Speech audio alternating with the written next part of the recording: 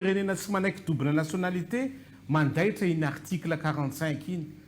fa izy te hamitapitaka antsika izy dia mody iny resahany fa tsy voakasika an'iny izy fa nenazy article 42 ka mbola iverenako le fantanina ary izy manao ahoana no avy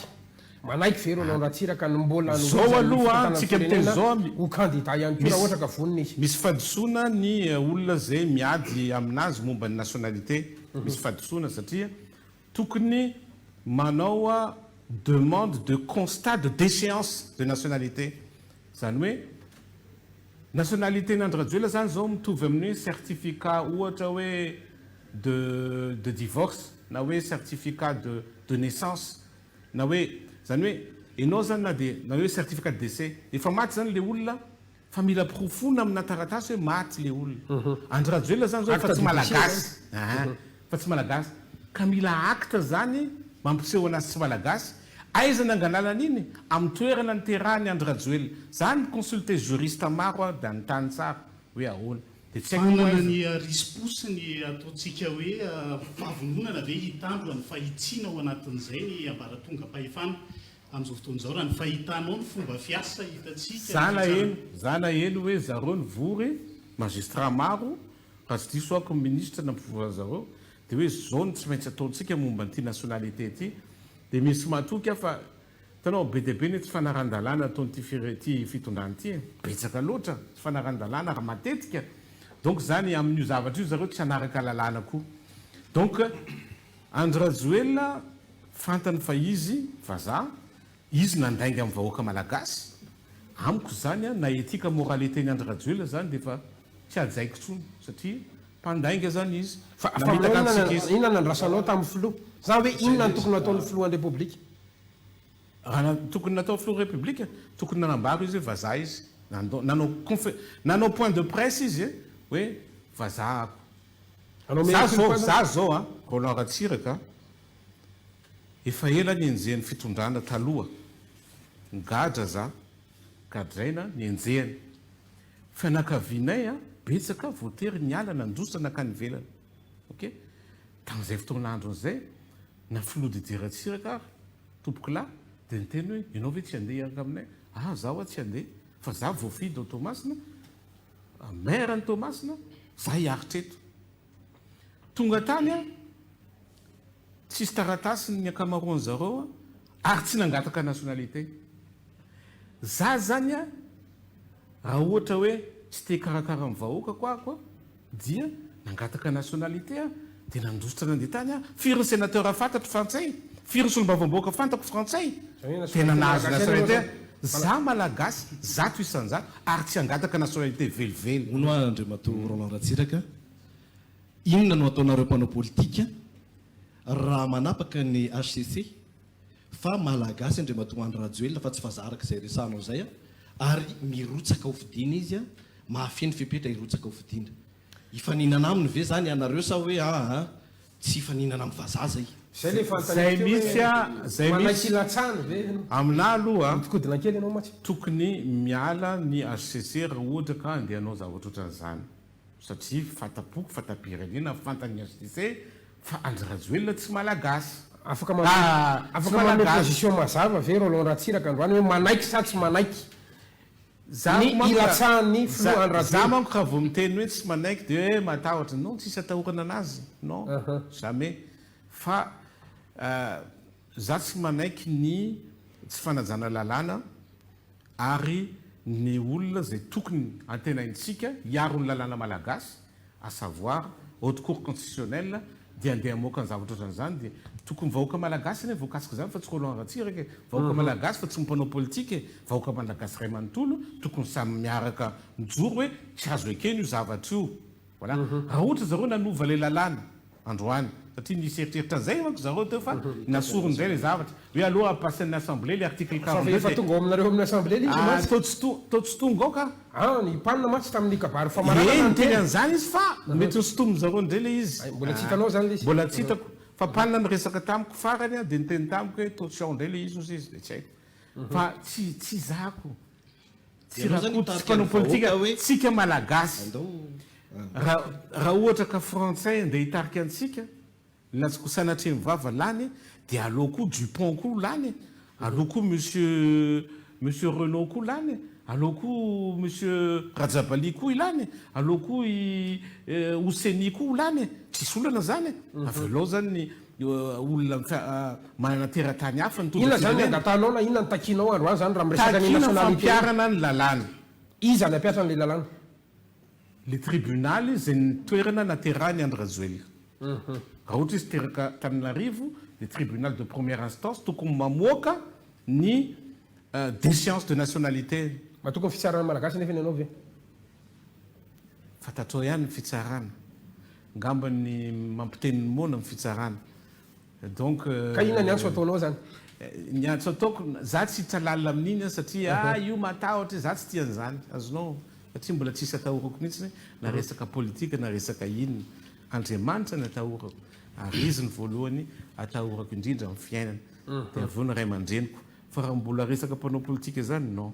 fa donc za tsy hiditra lalina amin'iny fa andotro izy antsika ny nationalité iny izy mrahalahy fa no resantsika Ratsiraka isany alohan'ny idirana fifidianana nga Madagasikara feno soa izy samy manaitra ihany koa tsara ivirenana fotoana ngano zao Andriamatoa Roland Ratsiraka ny taona 2024 ianao 2024 nadritra ny afandarana manokana natao tamina télé Ravavy Ray laza ny Roland Ratsiraka tamin'izany fotoana fa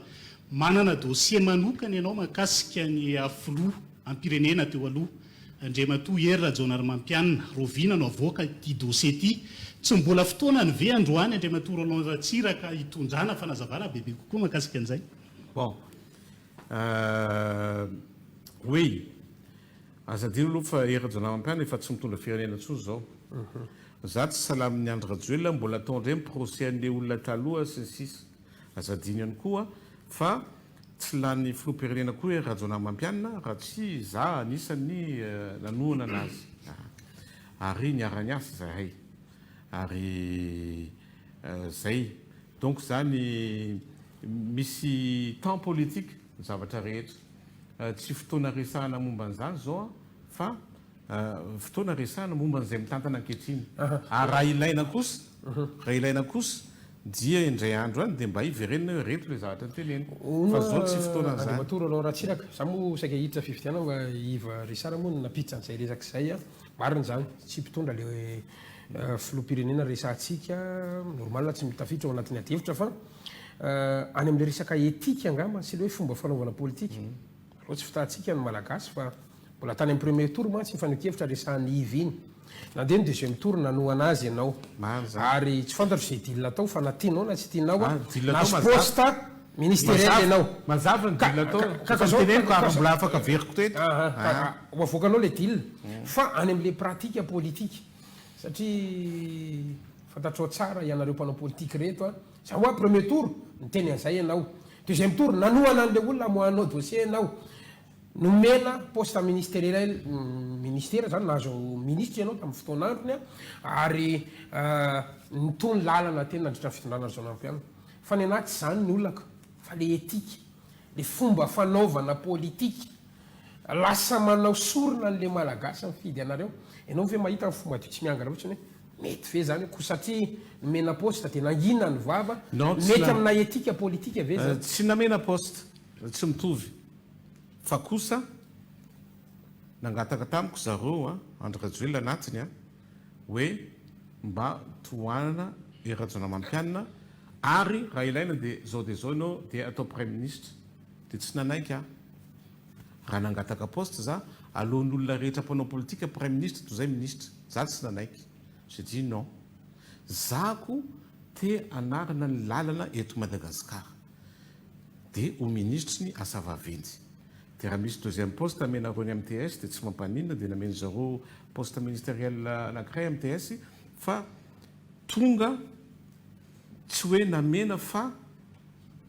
zo amin'le hoe nahazo eo amin'ny 10,100 eo dia ny anazy tsy tadidiko 5,100 angambany dia nitondra anjara brique zay dia nahazo ny fandresena dia niasa ary ny zavatra niteneniko ary efa niteneniko ianao zay nanao émission tamin'izay ho za hoe zao zavatra angatako aminareo tsy hisy intsony ny fanondranana volamena dia ozy Hery Rajaonarymampianina ozy Andry Rajoelina tsy zako izy fa SGP zany ankehitriny izy ministre sport Andry Rajoelina ny teny an'izany aho zaho hoe tsy mila an'izany fa raha vao maheno zavatra ohatran'izany any dia dénoncer ho za dia za hiala zay fa roa manaraka an'izany ho a ajanony daholo le trafitrafika rehetra sy ny zavatra ataonareo rehetra io momba le dossier ny resahana za ministra teo amin'izay nisy angamba ny trafika sy ny sisa fa tsy hitako ampabe maso ary tsy scandale oatra ny androany sinon za tsy nanaiky ary zany ny teny miresaka dossier gasikara fenosoa iva Richard ihany koa isan'ny mahasamanonona anarany ianao rehefa miresaka hoe dossier Andriamatoa Ratsiraka voatoninao matetika Andriamatoa Mamy Ravatomanga tena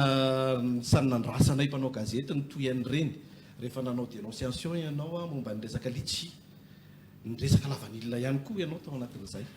fa ny zava-misy dia ny resaka ladoany koa ianao nisy fotoana ny zava-misy hatramin'izao tsisy ninina miova na inona resahanareo tao firenena asany teny an'izany ohatra fotsiny hoe miresaka zao raisiko ohatra resaka barrage hydroélectrique tsy mety sy niaviny Andry Rajoelina mihitsy ny barrage hydroélectrique fantatro sa ny antony satria mila mamimamy le anankiray ahoana mangataka pourcentage zany efa verako azy Mamy Ravatomanga ary ny farany dia nitabataba zahay nitabatabatra amin'ny assemblée nationale nitabatabatra ny Tomasina tsy maintsy atao barrage hydroélectrique volobe efa taona antsika tsy atao le barrage nefa ny 2 millions de personnes misitraka an'le électricité zay mahazo ianao zany jiramanao any an-trano 500 isan-jato no ambany barrage ny saofoka tsy namboarina Andry Rajoelina nefany efa vonona Rajanahary Mampiana anao sonia anazy dia mbola tsy nisiniavina ka hatramin'izao ary efa tsisy tsony le projet zao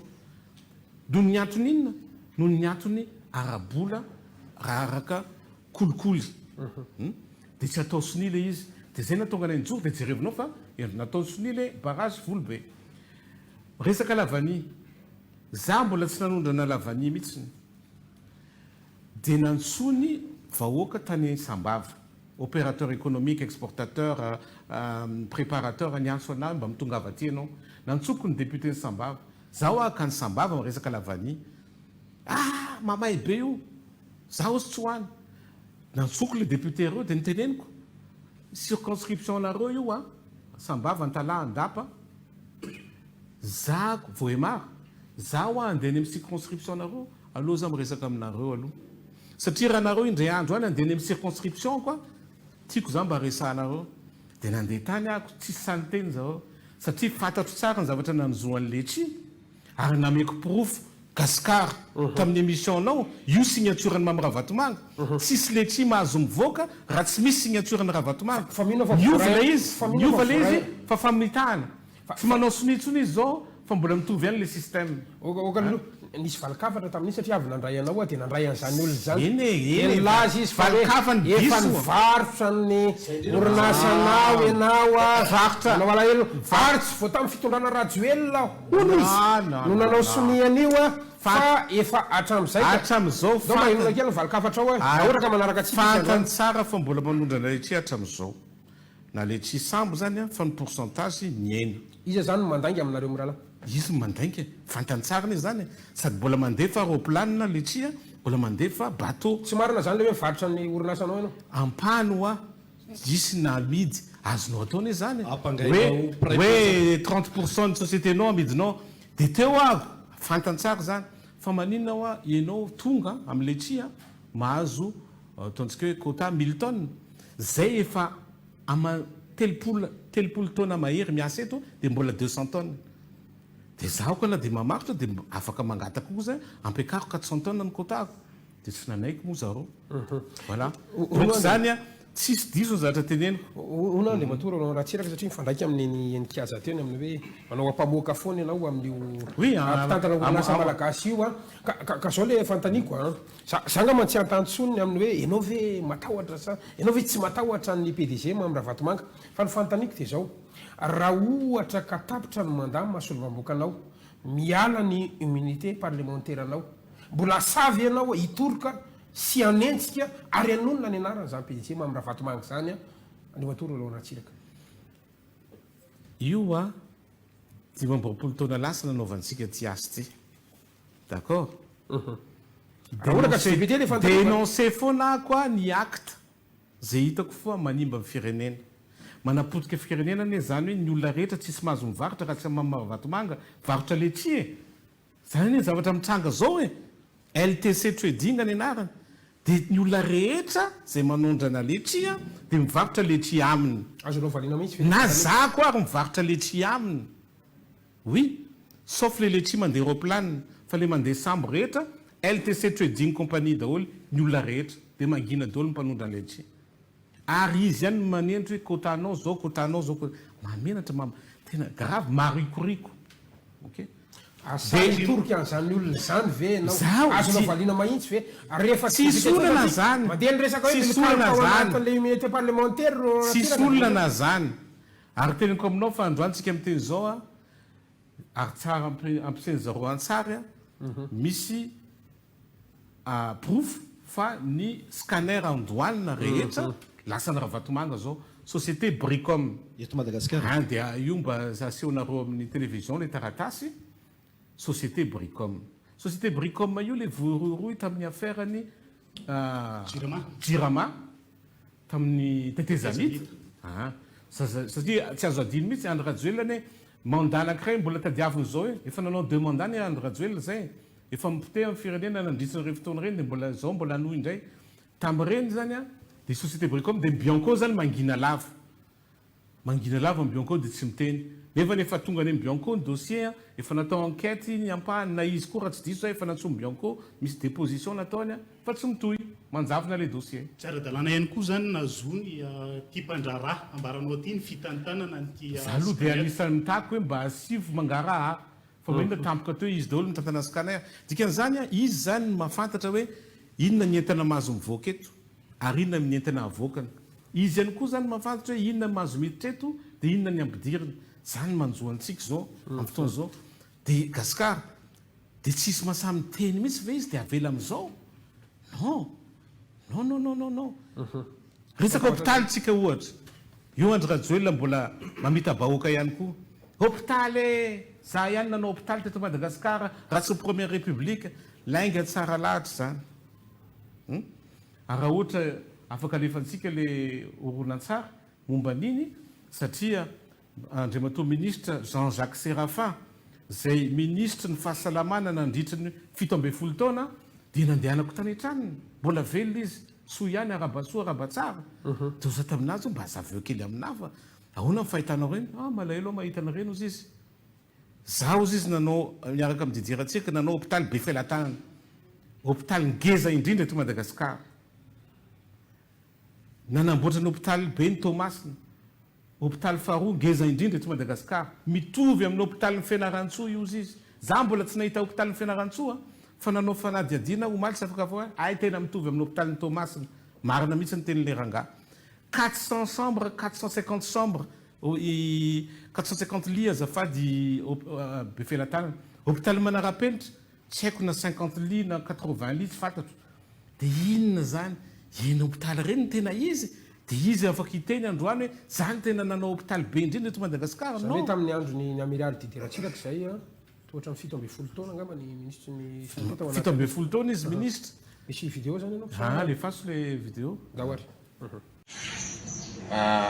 à peu près zany agnatin'ny saininao hôpitaly maventy vaovao nataonareo zany na hoe le taloha natsaraigna tsara à peu près firy zalahy bon tamatavy agnatiny agnatiny Fianarantsoa agnatiny Iosy agnatiny Farafangana raiky lezeko le agny atsimbon'ny Vangaindrano zany tsy tadidy agnatiny fagnamboarana ny Sambava le hôpitaly samy efidrika ema Sambava io any fanjakana io za nagnamboatrany Voemary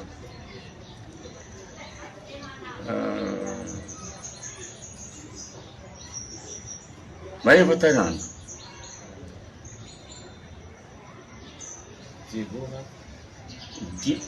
Diego zany le reste Diego Stuliara ndraika io Natsaraigny ireo Natsaraigny agnatin'izany koa hôpital Philibert Tsiranana à Fort-Dauphin. Majunga, c'est l'école, le lycée qui s'appelle Philibert Tsiranana. À Fort-Dauphin, c'est l'hôpital qui s'appelle Philibert Tsiranana. Vatomandry.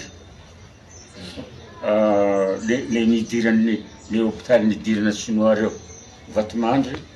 mahitsy za zao vao visité Vatomandry mahitsy hôpital mahitsy vaovao koa igny de Ambovombe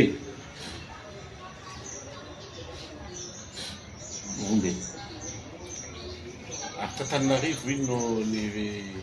Tantananarivo anisan'ny Natsaraigna amisy avaratra io Natsaraigna io Tananarivo moa le oh là là j'ai failli oublier le grand Befilatanana actuel oui, le plus grand hôpital de Madagascar io tamin'ny andronay nagnano an'io nagnavoan'io ary mbola ho ary matanjaka io matanjaka e jano zany plan-ndraha reo ary tamin'ny amiko tamin'ny service koa bizarre oui j'avais un petit service tout petit service secrétaire architecte des machines à écrire une grande table pour faire un plan et c'est l'architecte qui concevait les plans de tous mes hôpitaux avec mes indications.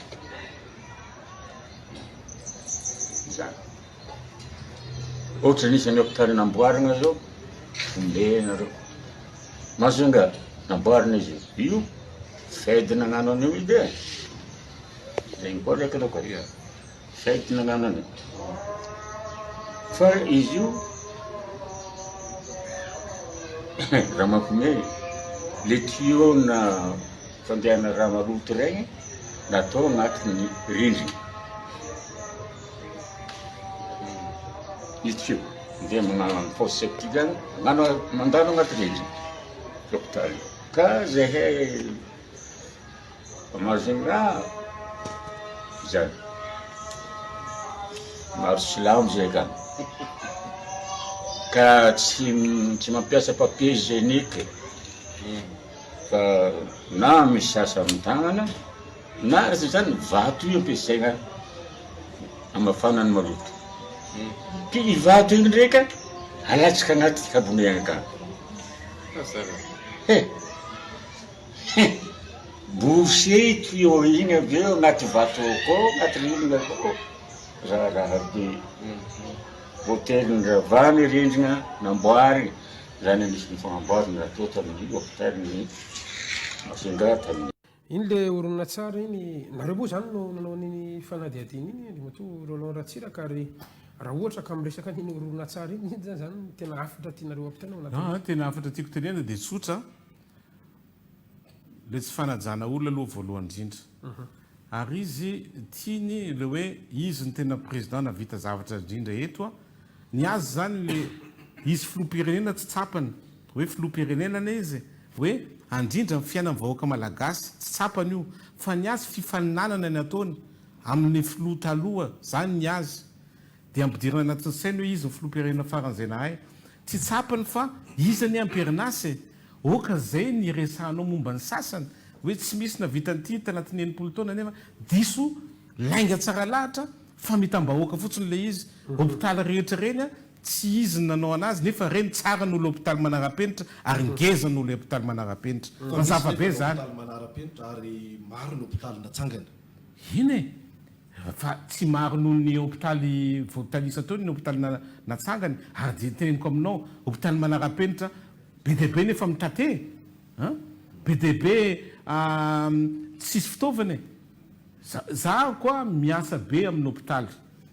na hôpitaly manara-penitra amin'ny Mahajanga dia tany ana anaty Tradon hôpitaly manara-penitra ny Antsiranana tany ana anaty Tradon mihaino anareo mpitsabo reo aho hôpital Nosibe tany amin'ny hôpital Nosibe ananatra don hôpital Thomas na hatramin'izao mbola tsisy scanner efa telo taona zay nangatahana scanner depuis Covid hatramin'izao mbola tsisy scanner ny marary miala avy any Fenerive andeha aty Antananarivo amin'ny io lalana ratsy be io tsisy scanner betsaka amin'ny maty an-dalana zany zavatra mitranga tsika zany teny réalité eto fa tsy manao ohatra ny ataony Nandry Rajoelina mampanofo malagasy io non dia tena iainantsika tena fiainana resahantsika momba amin'ny fahasalamana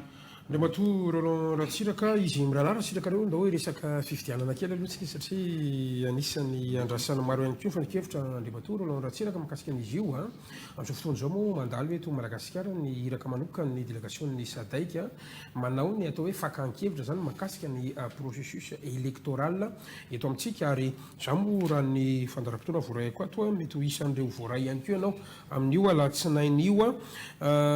betsaka ny resaka efa mivoaka fa manahirana Andriamatoa Roland Ratsiraka dia maheno resaka anjorony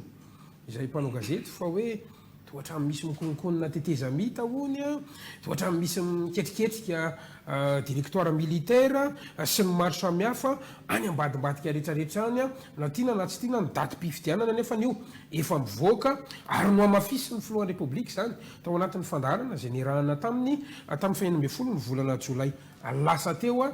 ny fanontaniako voalohany ngamba dia hoe ahoana ny position anao raha miresaka fifidianantsika amin'ny resaka fifidianana dia zavatra tsotra foana ny anay mpiara-miasa dia tsotra tsy maintsy miaro ny démocratie sy ny tanitandalana sy ny alternance démocratique zany hoe efa calendrier normal io zay ny mahavoantsika malagasy io efa misy calendrier mipetraka tadiavintsika tsarana indray dia mbola misy manontany tena hoe ataovy e sa tsy atao misy manao politika ary mivoy hoe ataovy le tetezamita non amiko zany diso lalana zany fa ekena hoe te angala-bato Andry Rajoelina ekena zany fa nga hoe atao le tetezamita dia tsy andeha angala-bato izy ekena zany zavatra zany hoe te angala-bato izy marina zany ary tsika miteny zao anisan'ny lesoka zay ataon'io CENI io zao efa betsaka ny doublon amintsika miteny zao manana proof amin'izany reny nareo fa doublon oui manana proof zay hoe misy olona maro manana kara-panondro zay mitovy ny laharana misy olona maro taoriana le fanavozana le fifidianana taoriana ny fanavozana fifidianana mbola misy doublon amintsika miteny zao oui mbola misy ary amintsika miteny zao dia tsy manana traikefa reo anatin'ny CENI ireo tsy manana traikefa reo tsisy manana traikefa mihoatra n'izany hoe roa taona nanao fifidianana zany reo rehetra anatin'ny CENI ireo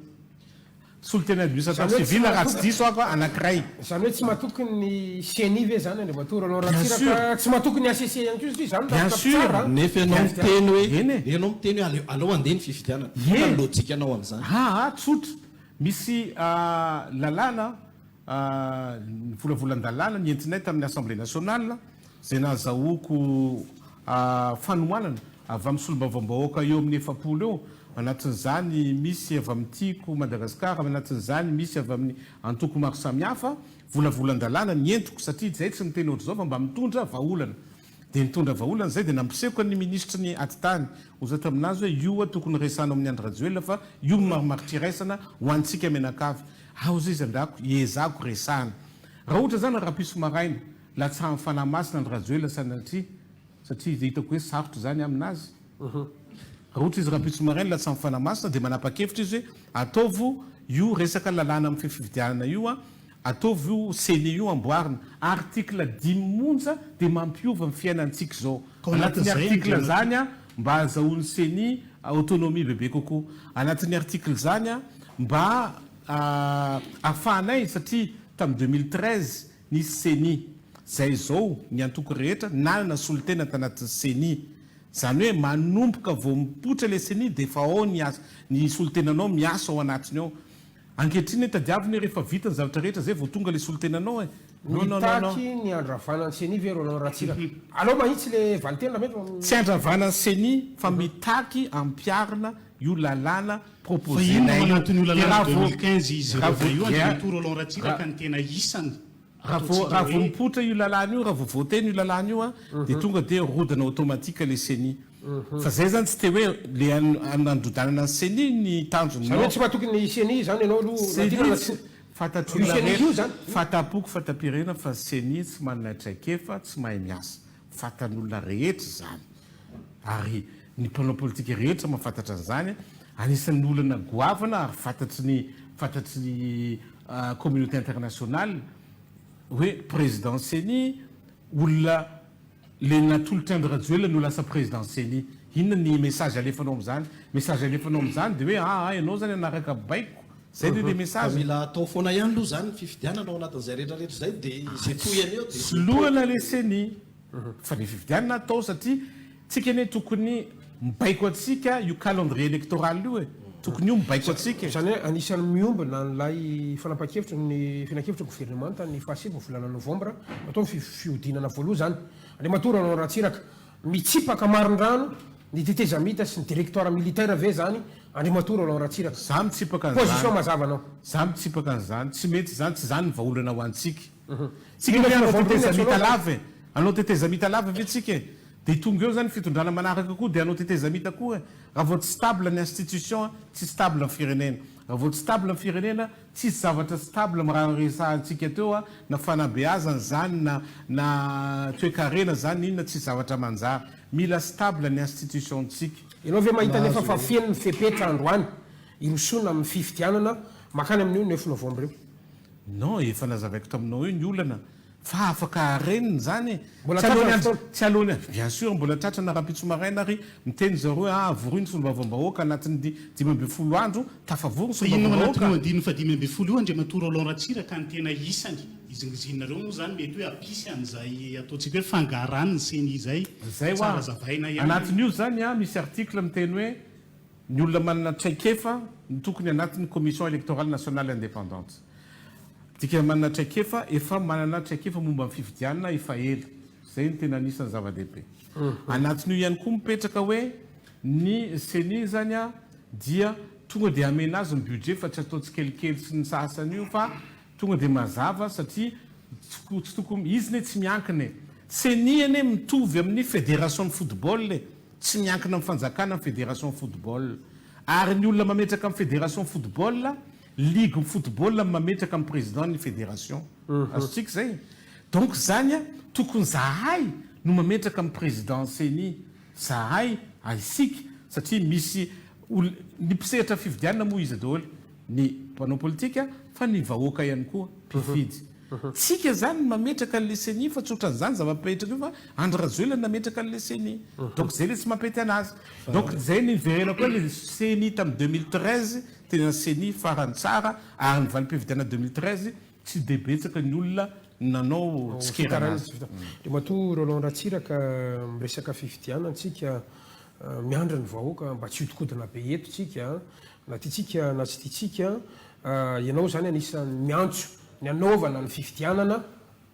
ao anatin'io tety andro zay efa navoaka ny gouvernemanta tolokevitro ny seni io navoaka ny gouvernemanta na mafisy ny filohampirenena manitsy le fantanina ho candidat ho filohampirenena avy andre matolo Roland Ratsiraka gasikara ve fidiana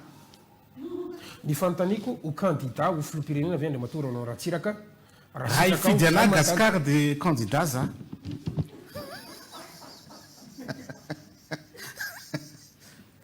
aferika ihany ho candidat ho filohampirenena avy andre matolo Roland Ratsiraka misy fotoana ny zavatra rehetra ok za zao nakany manoro nakany vatomandry de betsaka zareo mangataka hoe za ilatsaka na eto Antananarivo ary misy olona maro matetika mahita olona eto Antananarivo mandeha ohatr' zao na olo-tsotra ary de miteny hoe tena ianao sisy ny andraindraina fa reo zay taloha nitondra teo nitondra faisana daholo donc zany de ny lalala zay fa afaka fotoana vitsy de azonao fantalina fa ianao tsy namaly fantalina ianao hoe fidiana za tsy fidiana fetika fotsiny ankiady gasikara ve fidiana za tsy fidiana zao atsaitsika ny fenitra za mametraka fantanina ianao mamaly kosa ao anatin'le izy raha mitantara masiny jerentsika tsy foandroano ianao nisy fotoana ary ianao tena laharana fahatelo mihitsy tao anatin'izay fifidianana laharana faharoa 2006 laharana faharoa 2006 marina zany de tampoka teo laharana faharoa tapahana ny valim-pifidianana dia efa teresaka dynamique am'izao fotoan'izao fetivetika fotsiny akatsy toy izako kely fotsiny zay satria hitanao ihany mpanao politika averiny aty le fanontaniana fa raha verenantsika ny tantara efa impiriny latsaky ianao zay tsy olana na tianao na tsy tianao aloha tsy zany ianao fa tsy androany any ko dia hoe olantampoka zany ao anatin'le izy a ka za zany mametraka ny fanontaniana hoe so sanatria so dia mba ny tomasina ihany ny tokotany andreva toroalao ratsiraka tsy efa mba nanray lesona ve tao anaty zay fifitianana telo misesy nirotsanao filohan'ny republika zay a ma hoe so dia mampivesatra loatra koa le anarana hoe ratsiraka mazava ny valintany ianao raha sitraka ao zany kabary zay entiko a ny sotoavina zay entinay a dia efa 5 taona zay miteny zavatra mitovy foana ajainy vahoaka ajainy firenena ary aza manao zazao aza manao kolikoly ary indrindrandrindra aza mangokarenao ampitantarana dia kabary zany tsy mahino an'izany tsony za zao na hoe manao kabary izy a ka dia efa izy efa lany izy avy eo dia zavatra hafa ny ataony ilaina ny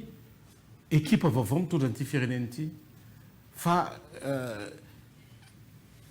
tsy vaolana mihitsy le zavatra le olona nitranga rehetra teo a zay mitondra firenena teo tsy vaolana ho ohatrany ahoana ny fahitana andriamatora anao ratsiraka zany a ny dynamika politika am'izao fotoan'izao raha ohatra tsika ka hiresaka an'izay hoe fiatriana fifidianan'izay tsy de tiako le mampiasa le resaka hoe cause côtière le voambolana mihitsy tsy de tiako fa ndao atao hoe firaisakina ny candidat samihafa hiatriana ny candidat voalaza fa hoe avy eto voatany anankiray zay fa ankilan'izay ihany koa ohatrany ahoana ny sarisary mandeha am'izao fotoan'izao ny fahitanao azy a ny amin'ny atao hoe mety hoe bloc politika ifandona amin'io fifidianana ho avy ny zavatra mitranga aloha dia anisan'ny zava-dehibe a ekeko fa misy ireo filoham-pirenena taloha reo na le ankehitriny a ilatsako fidina ok misy ihany koa olona vaovao maro na olona efa nilatsaka taloha ilatsaka fidina ny zavatra anankiray ihany nefa ny zavatra tena mampitsangana anay ary mampijoro anay na oviana hijoro lalandava dia ny zavatra andrasan'ny vahoaka malagasy ary ny zavatra tsara ho an'ny vahoaka malagasy satria indraindray ny vahoaka malagasy tsy mahafantatra hoe inona ny zavatra tsara ao anatiny indraindray tsy fantany satria azona kopaka ambava izy azona ataontsika hoe propagandy dia manadino azona propagandy izy rehefa vita propagandy dia hoe zay vao mijoro hoe tahaky zay tena masahira tokony tsy mifidina ay le izy zao ay le izy ohatran'izao nefa efa hitany zao taratra ka le dynamika zany tsy tiako resana firy fa ny zavatra iainako dia ohatra hoe matetika mahita olona eto a hoe nanao échec zay teto amin'ny voatany nandritra fitondrana rehetra olona eto Antananarivo a dia mamangataka zay a mba tsy olona anao business eo ampitantanana ny hitondra satria rehefa dinianao a jerevanao a Zafelbert tena tsy nanao business izy eo ampitantanana jerevanao a amiral Didier Ratsiraka 12 taona plus 5 au pouvoir tsy nanao business tsy misongadina amin'izany ary tsy nanao zavatra nataony reto zany taditiko ny Andry Rajoelina 24 e niantso anako hoe za tsy mahafantatra anazy izy niantso anahy dia izy ny teny hoe Andriamatora Ratsiraka afaka mifankahita ve tsika okeo a zaho ozy izy mba ampinao idénoncer ny zavatra ataony Ravalomanana aty zaho a efa vongadrainy ka za dia miteny aminao hoe tsy mora manao an'izany fa le izy atao tsara atao ara-dalàna inona ny problemany tsy nanana vola izy fahitako azy 400 millions d'ariary 2 milliards ipayenany resaka fiska ankehitriny nefa 2 milliards zany tsisy dikany aminy kanefa nandroso ve Madagasikara tsisy mandrarany indraindray hoe manambola nangala-bola indraindray fa mandroso ve Madagasikara rehefa miainao anareo dia ny anala ny filohan'ny Rajoelina eo amin'ny toerana no tanjonareo eo amin'ivony atoko politika mpanolotra rehetrarehetra am'izao fotoana efa mba misy tsangatsangana candidat ve eritreretanareo tanjozareo zany a fa mina tsy zany ihany ny tanjony ok Andry Rajoelina mila tsy olany intsony ok satria be loatra ny zavatra tsy mety ataony mandainga lava mpamita bahoaka lava ok fa andro rajoelina nisy olona koa nampianatra anazy nanao nio zavatra rehetra ataony io izy nampianatra andrimatoro anao ratsiraka vevetika fotsiny iva vevetika fotsiny tiako ahitsika le ataoko tonga dia mahitsy le fantaniny anikaza teo satria isan'ny fatalina ianao ve manaiko hoe tokony hitambatra anoana kandida iray mipanohitra naneo anivony fanoerana raha ohatra ka te andresy andeny matonga andro rajoelona raha ohatra ka te andresy ao anatin'ny fividianana ho avy eo raha atao kajikajikajikajikajikajy dia ohatrany hoe misy zavatra mitombona zay fa tsy azo lavina fa tsy zay ny tsara hitondrana azy satria izy hitondra an'le izy eo ne mbola problema hafa koa fantatro tsara ola ny ako zany a raha mbola teo ihany niverina tsy vaolana ho an'ny malagasy zany ka zao mantsy le tsika tsy miresaka ralakombana mantsy hoe ivoaka makaiza zany le revy politika eto tanàna am'izao fotoan'izao raha ohatra ka miankina amin'ny vahoaka malagasy io zaotsika alohatsika tsy fitahtsika ny malagasy fa raha ny tantara nyjerentsika raha ohatra ka hoe samy andeha irery zany ny kandida hivarotra ny vatony amin'ny fiodinana faharoa zany foana nge ny tantara ety mandeha daholo ny premier tour dia mivarotra ny vatony amin'ny fiodinana faharoa dia mitovy ihany ny vokatra zany ohatran'ireny tamin'ny 13 20 reny dia miteny zany ny fanjakana androany hoe izahay a raha zao potentiel anay zao a premier tour dia vita io dia iverenako le fanontaniana hoe ianao ve manaiky fa tokony hitambatra ianareo fanoerana andresena ny fitondrana am'izao fotoan'izao sarotra mitambatra samby teo olohany daholy tsy mora manao an'izany ny antony a dia resaka valeur resaka soatoavina resaka expérience resaka zavatra ny ainana tena lalina be zany teniko zany a fa ngamany tsy zany ny atao débat androany fa manaraka fa za miteny aminareo a zay manana éthique moralité mibaiko anay misy soatoavina ny MTS hoe 12 valeur zay tsy mahazo mivona amin'io zavatra io fa manana ny zany fanajana ny soatoavina républicaine démocratie ny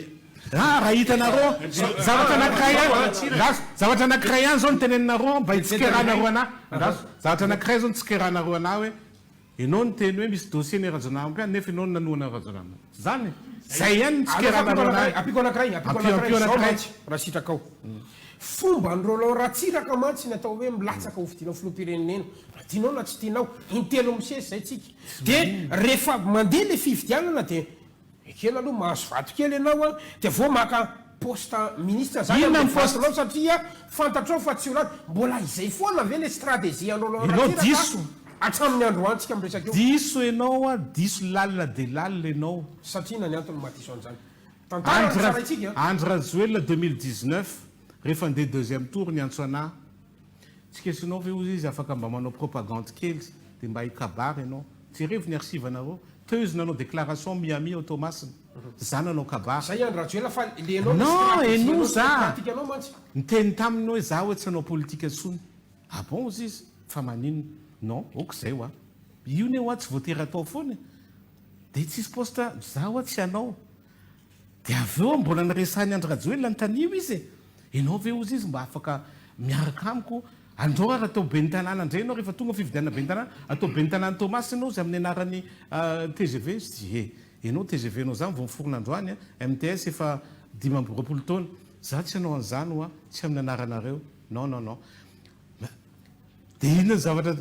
izy ane ilainy za hoe mba hoe anatin'ny fitondrana ilainy fa za non tsy nanaiky azonao zany nahafahako nanaiky tamin'ny fotoanandro ny rajonao mampialina dia inona ianao ny afaka miteny fa raha tsy hita proof hoe ianao nahay niasa dia tsy hita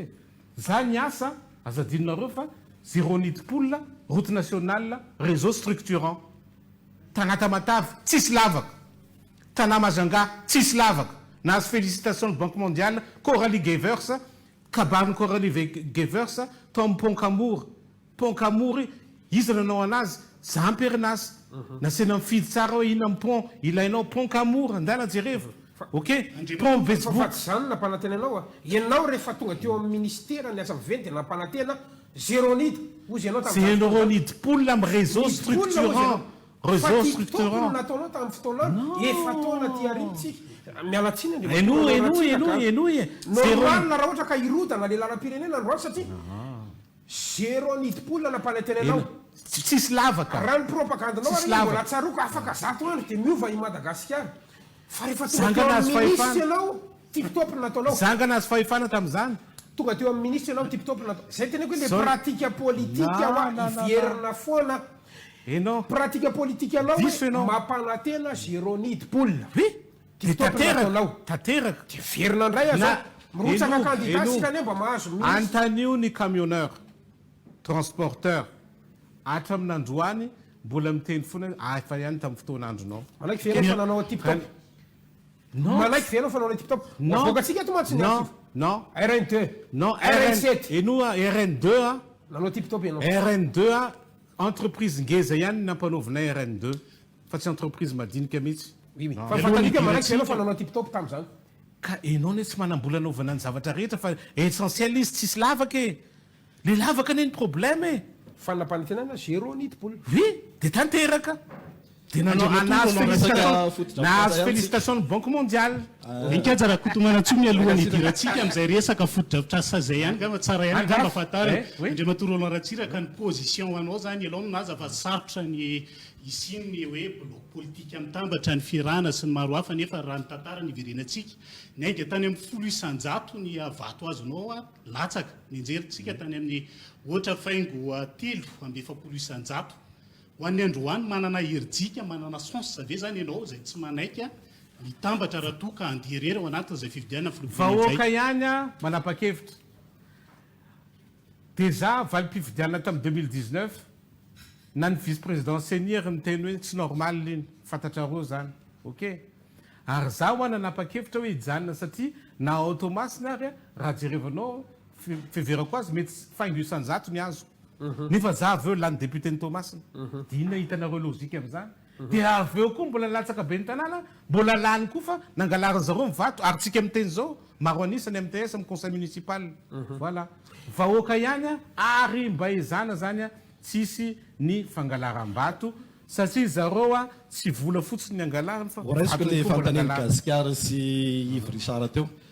raha ray amin'ireo filo anankitelo teo aloha ny tafakatra miatrika ny fiodinana faharoa anohana ny ray amin'izy ireo ve Roland Ratsiraka zaho a baiko ny zavatra voalazako teo mazava aminareo zany éthique sy moralité za mino somatoky fa tsy maintsy tafavoaka ny candidat avy aminay zay ho hitantsika eo e zay fa tsy reo zany eo amin'ny resy daholo reo olona telo candidat reo le mpitondra teo aloha efa nitondra reo zany za mino somatoky fa tsy zany ny ilainy vahoaka malagasy fa zavatra hafa enikatsa itsika kely le fantaniny mandeha ny resaka fa anisan'ny mivoy ny atao hoe ny Rajoelina ny Ravalomanana Andriamatoa Roland Ratsiraka amin'izao manaiky fiainao fa marina zany za tsy miteny olona hoe ny zao fa za miteny hoe mila ekipa solide manana traikefa madio ary ekipa modely idéal no mitondra firenena tsy ao anatin'izay ve ny Flora Valmanana sy Flora Rajoelina tsy andragako mamala an'izay fa anjara vahoaka malagasy hoe tsy afaka mitsikerana azy tsy afaka tsikeraina le ekipa tongeo le ekipa tongeo ekipa manana fahendrena tsy anentsika anizaniza misy critère be dia be zany takiny io a tsy takiko io fa takiny vahoaka malagasy voilà vahoaka malagasy normal fa tsy vahoaka malagasy ataontsika hoe manana fanatisme fa vahoaka malagasy normal zay ny arovanay ary zay ny ilainy firenena malagasy politika andresaka raha ohatra ka andeha ataontsika hoe mbola ny Flo Rajoelina sy ny Flo Ravalomanana niatrika ny deuxième tour a ianao raha tsy hitako manana lolony a possible Flo Ravalomanana anohana ny Andry Rajoelina possible zany raiky amin'le resaky tsy possible zany tsy possible zay mihitsy le valiterina andrazako matsy tsy possible zany satria Andry Rajoelina tsy ahita an'izany vato zany ohatra Ravalomanana tsy haiko za tsy te tsara ny azy fa Rajoelina de efa izy mitantana io a resy izy premier tour nareo ako tsy sao de tapitra ihany fotoantsika nareo sy miresaka andasako idirantsika ny sujet hafa fa le izy mantsy le réalité any matoranao ratsiraka zao ary no amaranantsika anazy manao ahoana ary ny rapport de force anareo eo amin'ny samy mpanohitra ny fitondràna am'izao fotoana zao satria anao zany miteny hoe tsy possible reo olo reo dia mametraka zany hoe manao ahoana zany zay non rapport de za tsy force zay. miteny hoe tsy possible reo olo fa ahoana zao groupe panorama ahoana zao CLR ahoana ny RMDM neny rajoelona teneniko mila mametraka tongotra amin'ny tantsika neny rajoelona ny teneniko hoe tsy possible voalohany fa neny olo hafa za tsy miteny anjara ny vahoaka malagasy manao an'izany fa ny andry rajoelona zay mitantana ny firenena zay mpamita-bahoaka hoy aho ankehitriny no resako fa ny sasany adversaire zay ho avy eo za tsy resaka momba an'zareo manao nefa mifahitanao ny rapport de force ny mpanohitra androany tsika amin'ny resaka io 7 ny volana jolay 3 sy 4 arivo nandeha teto ny CLR nandeha teto ny panorama nandeha teto ny RMDM manahoana ny rapport de force anareo satria politika rapport de force mety tsy atokisanao ny zavatra teneniko ty a fa za miteny aminao fa zany tsy mahay politika e za tsy mahay politika fa ny anahy koa développement fampandrosoana fiarovana amin'ny vahoaka malagasy donc tsy dia mahaiky loatra mamaly zay teninao zay tena mariny zany a satria nanontaniora mpanao politika ireo za hoe mifanerasera amin'izareo isan'andro non satria tsy haiko loatra le izy za tsy mahay politika fa za milatsoko fidina dia lany zay ny haiko dia za atretolo mbola tsy nety lany mantsy filoha-pirenena resahanao zay fa raha tsy nangalarana vaty fa za taloha reny dia tsy lany non eny ary minisy matoky afa tsy resantsika ny loha hevitra manaraka gasikara sy resana satria dawary mandeha be ny fotoana somary nanahitra ny hoe nandeha nitsangatsangana teny talatany volonondro ny député Roland Ratsiraka sady tsy circonscription anao le eny moa zany no tsy hoe inona fa dia teny ianao a dia nilaza fa tsisy neninona mandeha enina hoe zara fa mandeha ny eny inona ny tena tanjonao amin'ireny zavatra ataonao reny tsy avela ve andeha ao le autoroute dia efa miainga izy hoe fa misy 10 kilometatra vita ao raha ny communication samihafa mandeha efa terrassement sy ny sisa non voalohany ataoko aloha dia tsotra mba tsara fantany vahoaka malagasy ny mangarahara ny tena izy azadino fa 300 milliards d'ariary avy amin'ny kitapobolam-panjakana ny voaka nalefa amin'ny autoroute io 300 milliards d'ariary zany eo amin'ny 70 millions de dollars eo zany vola tsy toko sy foroana zany dia ozy menomeniko hoe eniko le olona mitabataba eniko le olona mitabataba mba andeha any mba tsy teniteny foana eny koa rajoela miteny hoe io fa mandeha ny autoroute dia satria izy zany micommuniqué mandeha ny autoroute dia adin'olona fa mipotehany tanteraka RN2 adin'olona fa potika tanteraka ny RN4 adin'olona fa potika tanteraka koa ny route nationale sasany donc olana zay donc zany andeha tany dia rehefa nandeha tany zany nahita hoe niraisin'olona maro ary mbola tsisy étude momba n'io lalana io nivoaka nahita étude nareo mpanao gazety tsisy étude io tsisy permis environnemental nahita permis environnemental nareo tsisy permis environnemental tsisy financement akoatran'io 300 milliards io zay vola navoaka tamin'ny trésor zay avoaka dia azoko le zavatra izy ty ho avy vola avoaka fotsiny a satria ho avy amin'ny fifidianana mazava be ny teny koa fa tsy ho an'le lalana dia modio le égyptianina dia niady tamin'ny ministre d'ailleurs izy il y a 3 jours nandalo tamin'ny ministre ony dia nifamaly teo satria hitan'le ministre hoe tsy mandeha amin'ny lony nga le asa satria le vola mety tsy nandeha amin'ny égyptiana fa nandeha amin'ny toerakafa donc zany a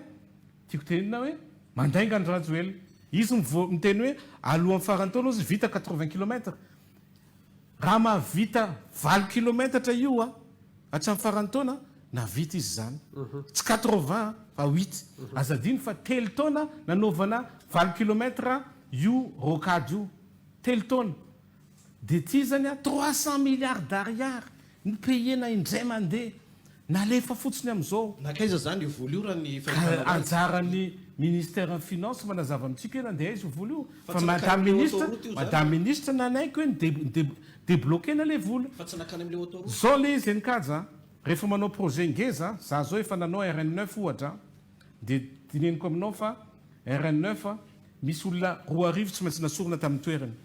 tsy manomboka ny lalana tsy mahazo manomboka lalàna zany raha tsy voalohaloha ny volan'le olona reo le mipetraka amin'ny emprise raha tsy le olona ny totofana tanimbary reo zany nahazo vola lalàna velona zany a raha tsy voaloha aratsy voaloha tsy mahazo permis environnemental zany hoe tsy manomboka akory ny asa tsy mbola nahazo vola reo ka sao de misy oronan-tsary mba afaka inontsika aloha satria niteny reo olona reo taraina tamiko tamin'ny anao tany tamin'ny zalandalo tany taraina tamiko reo olona reo daoara ohatra ka vonina alefatsika Cédric tamin'ny voaloha zany fanarahana natao de hoe amavanina ny taratasinareo raha tsy manana taratasy ara-dalàna nareo a de maka taratasy fanamarinana ny fokontany hoe nareo marina ny tompony nanajary an'le izy tena hoe amoraina noho ny efa nandeha nefa le asa le fitrongisana an'le tany zany de nasarotony zareo le izy raha ohatra ny anay manokana zao tany avy amin'ny dadabe lova de efa maty ny taranaka ny teraky dadabe telo menada zay taranaka teorina de manana acte de notoriété ny sasany tsy manana raha tena izy zany de efa fantany hoe ty dadabe ty mpandova reto mpandova fa ny ilany vaniny hoe efa manao acte de notoriété koa le teraky le anankiroa efa maty a de ataovy daholo ny taratasy vezivezy any amin'ny domaine zay ty amin'ny atete Ambohimanarivo a any Manjakandriana makaty zay rovotra boky ka any Manjakandriana zay rovotra boky tsisy ininona zany manana plan zay matony trongisiny le tany misy refy ny alohan'ny trongisany an'io tany io a efa nidina ny géomètre expert mahita an'le refy namoaka izy hoe zao ny refy n'io tany io noho ny teoriana nefa ilany vany le izy raha vao tsisy an'le juridique sy ny mandehandeha tany efa betsaka de nisy zany zao le ohatrany hoe zareo fitondram-panjakana nanao fanambanana tao amin'ny radio tao le niteny hoe tony ny taratasy a efa namena malalaka ny tany atoerana rehetrarehetra nefa taty de misy le député tsisy namena malalaka zany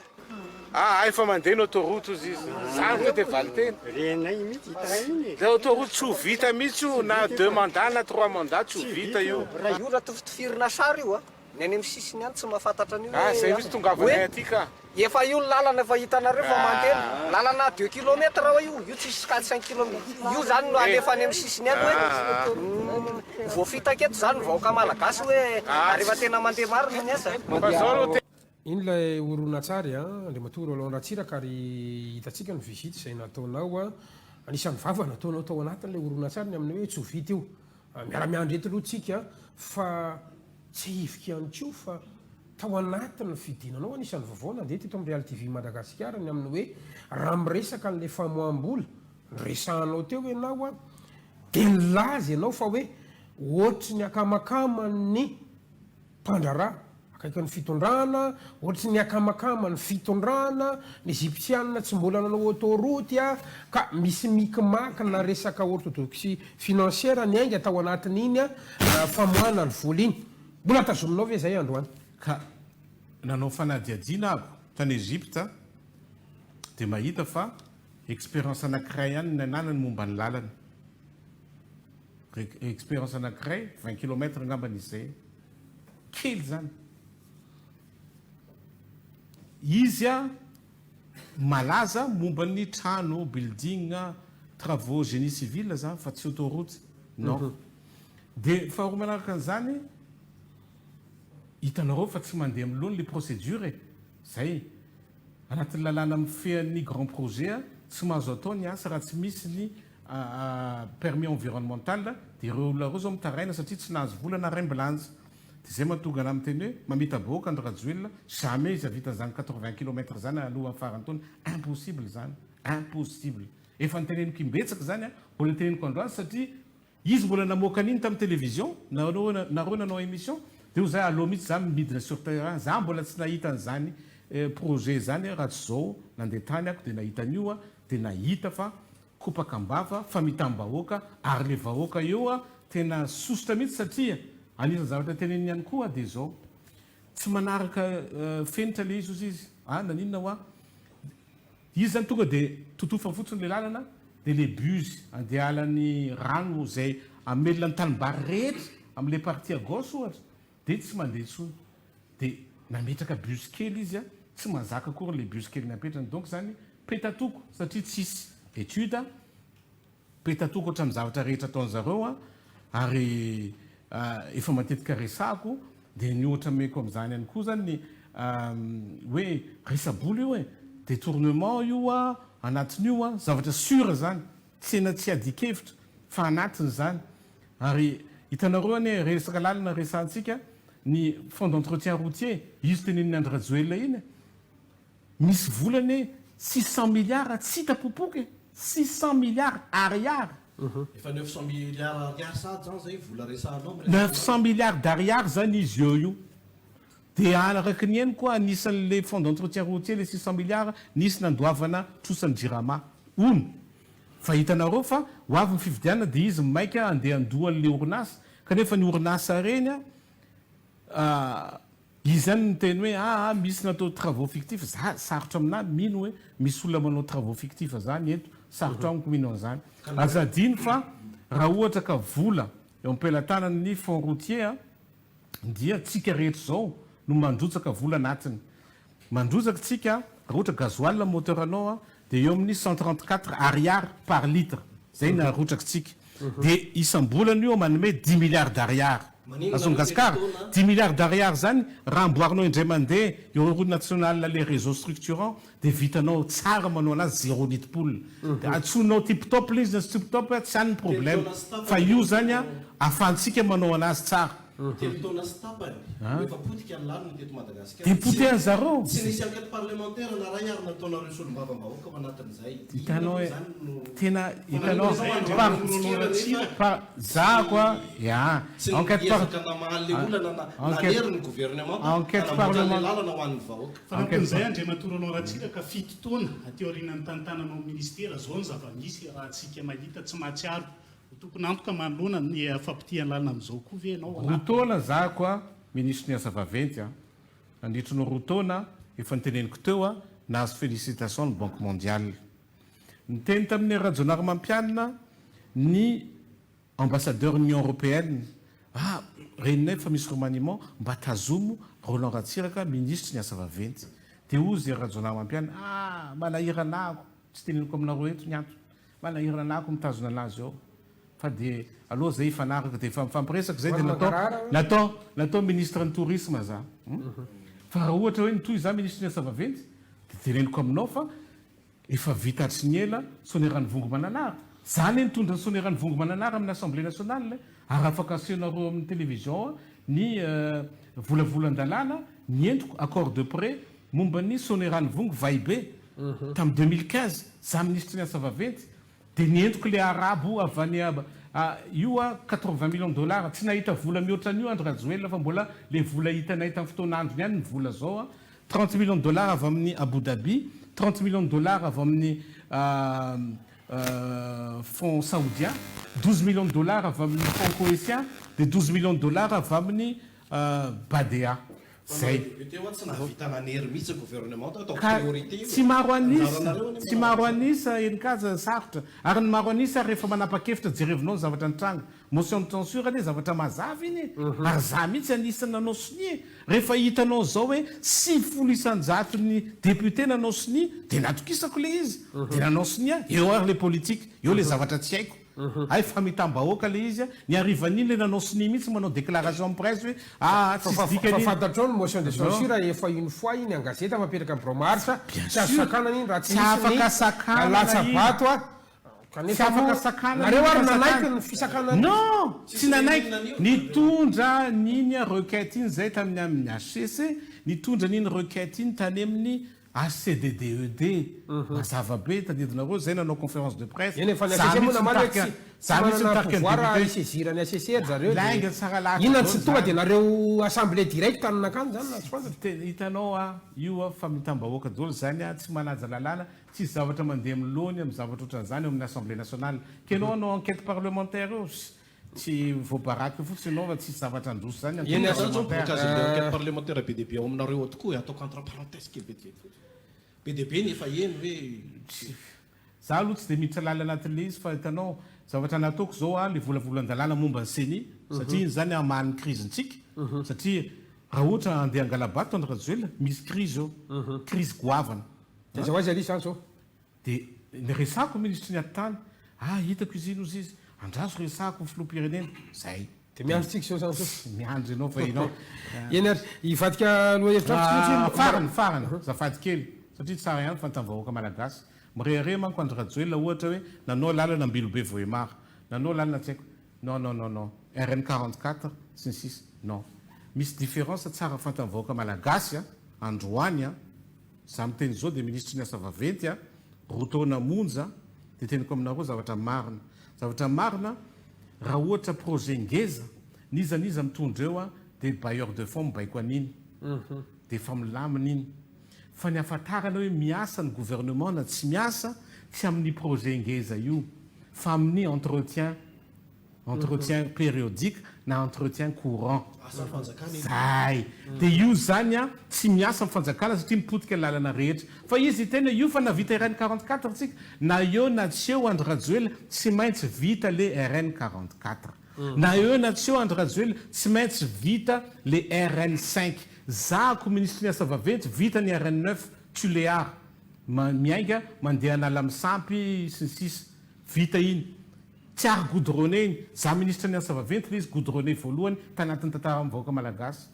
fa zako tsy miteny isan'andro hoe za navita an'io satria tsy afaka mireharehan'izany ianao satria io a continuité de l'état ary indrindrandrindra zavatra efa mipetraka eo fa anisan'ny zavatra vitanao kely kosa ohatra afaka teneninao mba reharehanao pont Camour pont Betsiboka tsy vita io raha tsy zany joro mafy nakany amin'ny banque mondiale pont Camour zay irodana vao herinandro mondra za ministre ny asa vaventy dia andeha irodana amin'ny pont Camour dia tsy nanaiky ny banque mondiale raha anao requête momba an'io telo taona j'ai dit non telo taona zany madama za efa tsy ministre tsony ka inona ny tokony ataoko tsisy vahaolana lasa zany andeha nijery monsieur Mokhtar Diop vice président banque mondiale olona avy any Côte d'Ivoire nandeha nijerevako izy dia ataovy procédure spéciale ho an'io mba andeha aingana io le matoa raha tsiraka ny tontolon'ny angofo resako ndray mbava satria anisan'ny fahasahiranany vahoaka io a amintsika mifampiresaka zao akoatra ny angofo a dia eo ihany koa ny électricité zany na ny herinaratra raha tsy laza ny délestage asa manao ahoana nareo automasinao a fa saika n'le voaparitany rehetra moa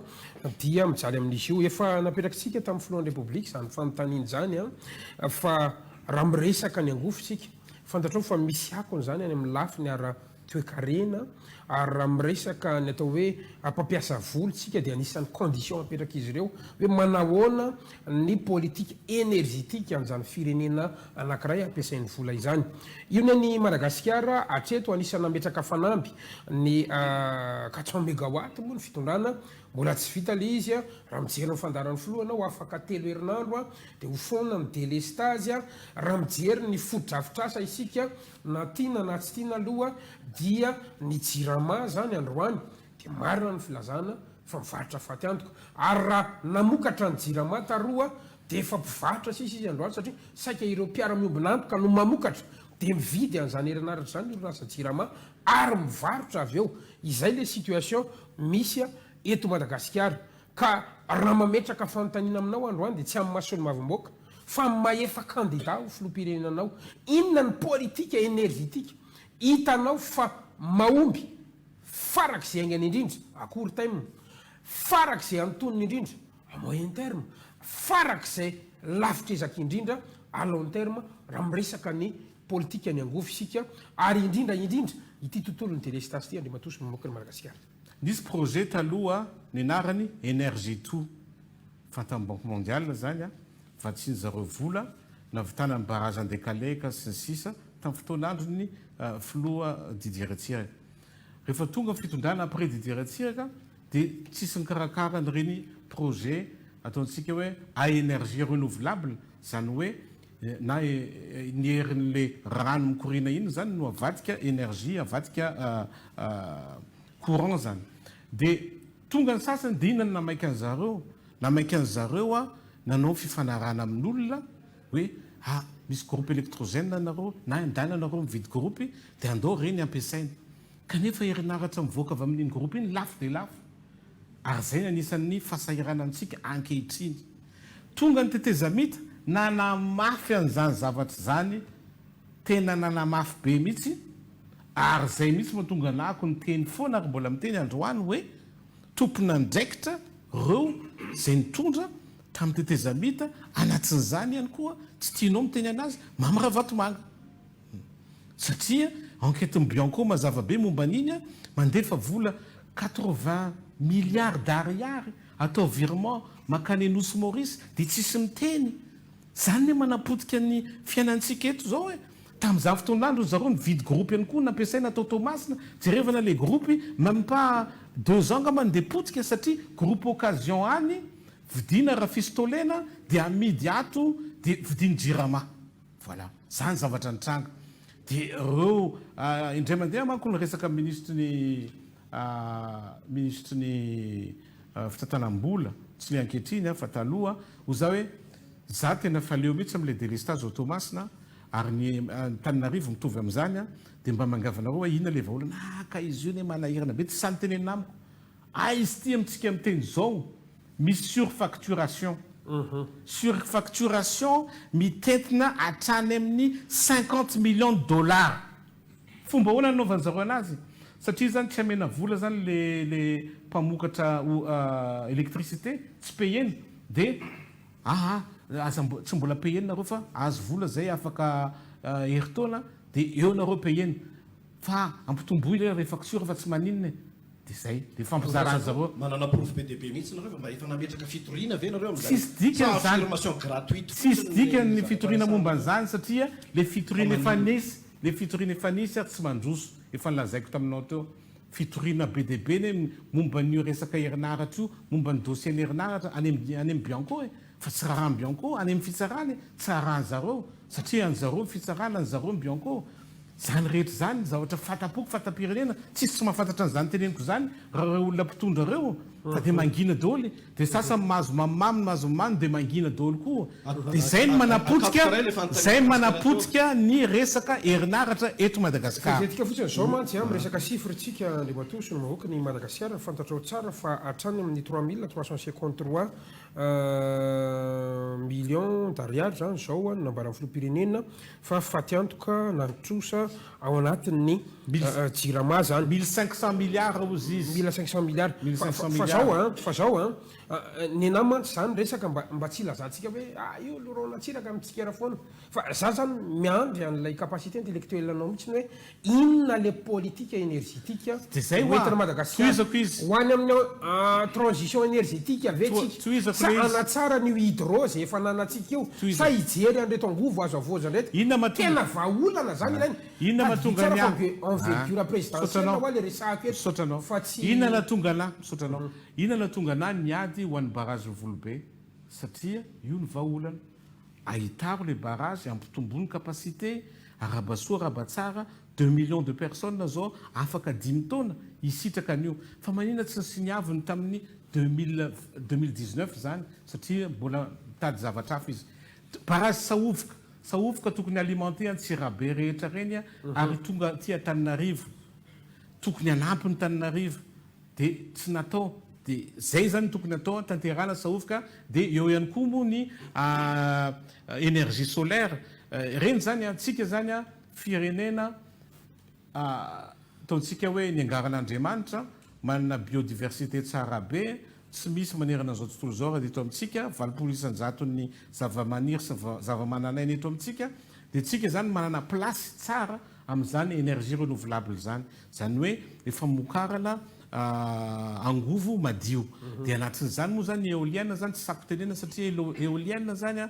anao kopaka ambava raha iresaka momba ny éolienne satria misy éolienne mivisité koa ny Diego Suarez dia efa mivisité an'io dia rehefa manao fanadiadiana koa mandeha le izy dia tsy matetika mahazo courant akory le olona satria le rivotra zany draindray misy draindray tsisy fa ny énergie solaire zany amin'ny tapany antsasaka Madagasikara azo ampiasaina tsara ny énergie solaire ary hitatsika ny zany ankehitriny misy énergie solaire na ny olona tsotra manana panneau solaire reny zany anisan'ny vahaolana fa anisan'ny vahaolana lavitra ihany koa dia mba tsika mamokatra n'le panneau solaire zany hoe ny orinasa eto amintsika moa zany ekena fa anisan'ny mampikatso ny toe-karena ary mampikatso ny fampiroboroboana ny asa sy mifananana asa eto Madagasikara dia ny politique an'zareo zany le manenjika orinasa rehetra ty asiana redressement fiscal sy sisa dia lasa miena ny olona mahazo asa tsy io zany tokony mamokatra panneau solaire sika inona moa ny zavatra atao fanjakana ohatra amin'le CSS le CSS ne tokony mba orientenao orientena le CSS hoe bon nareo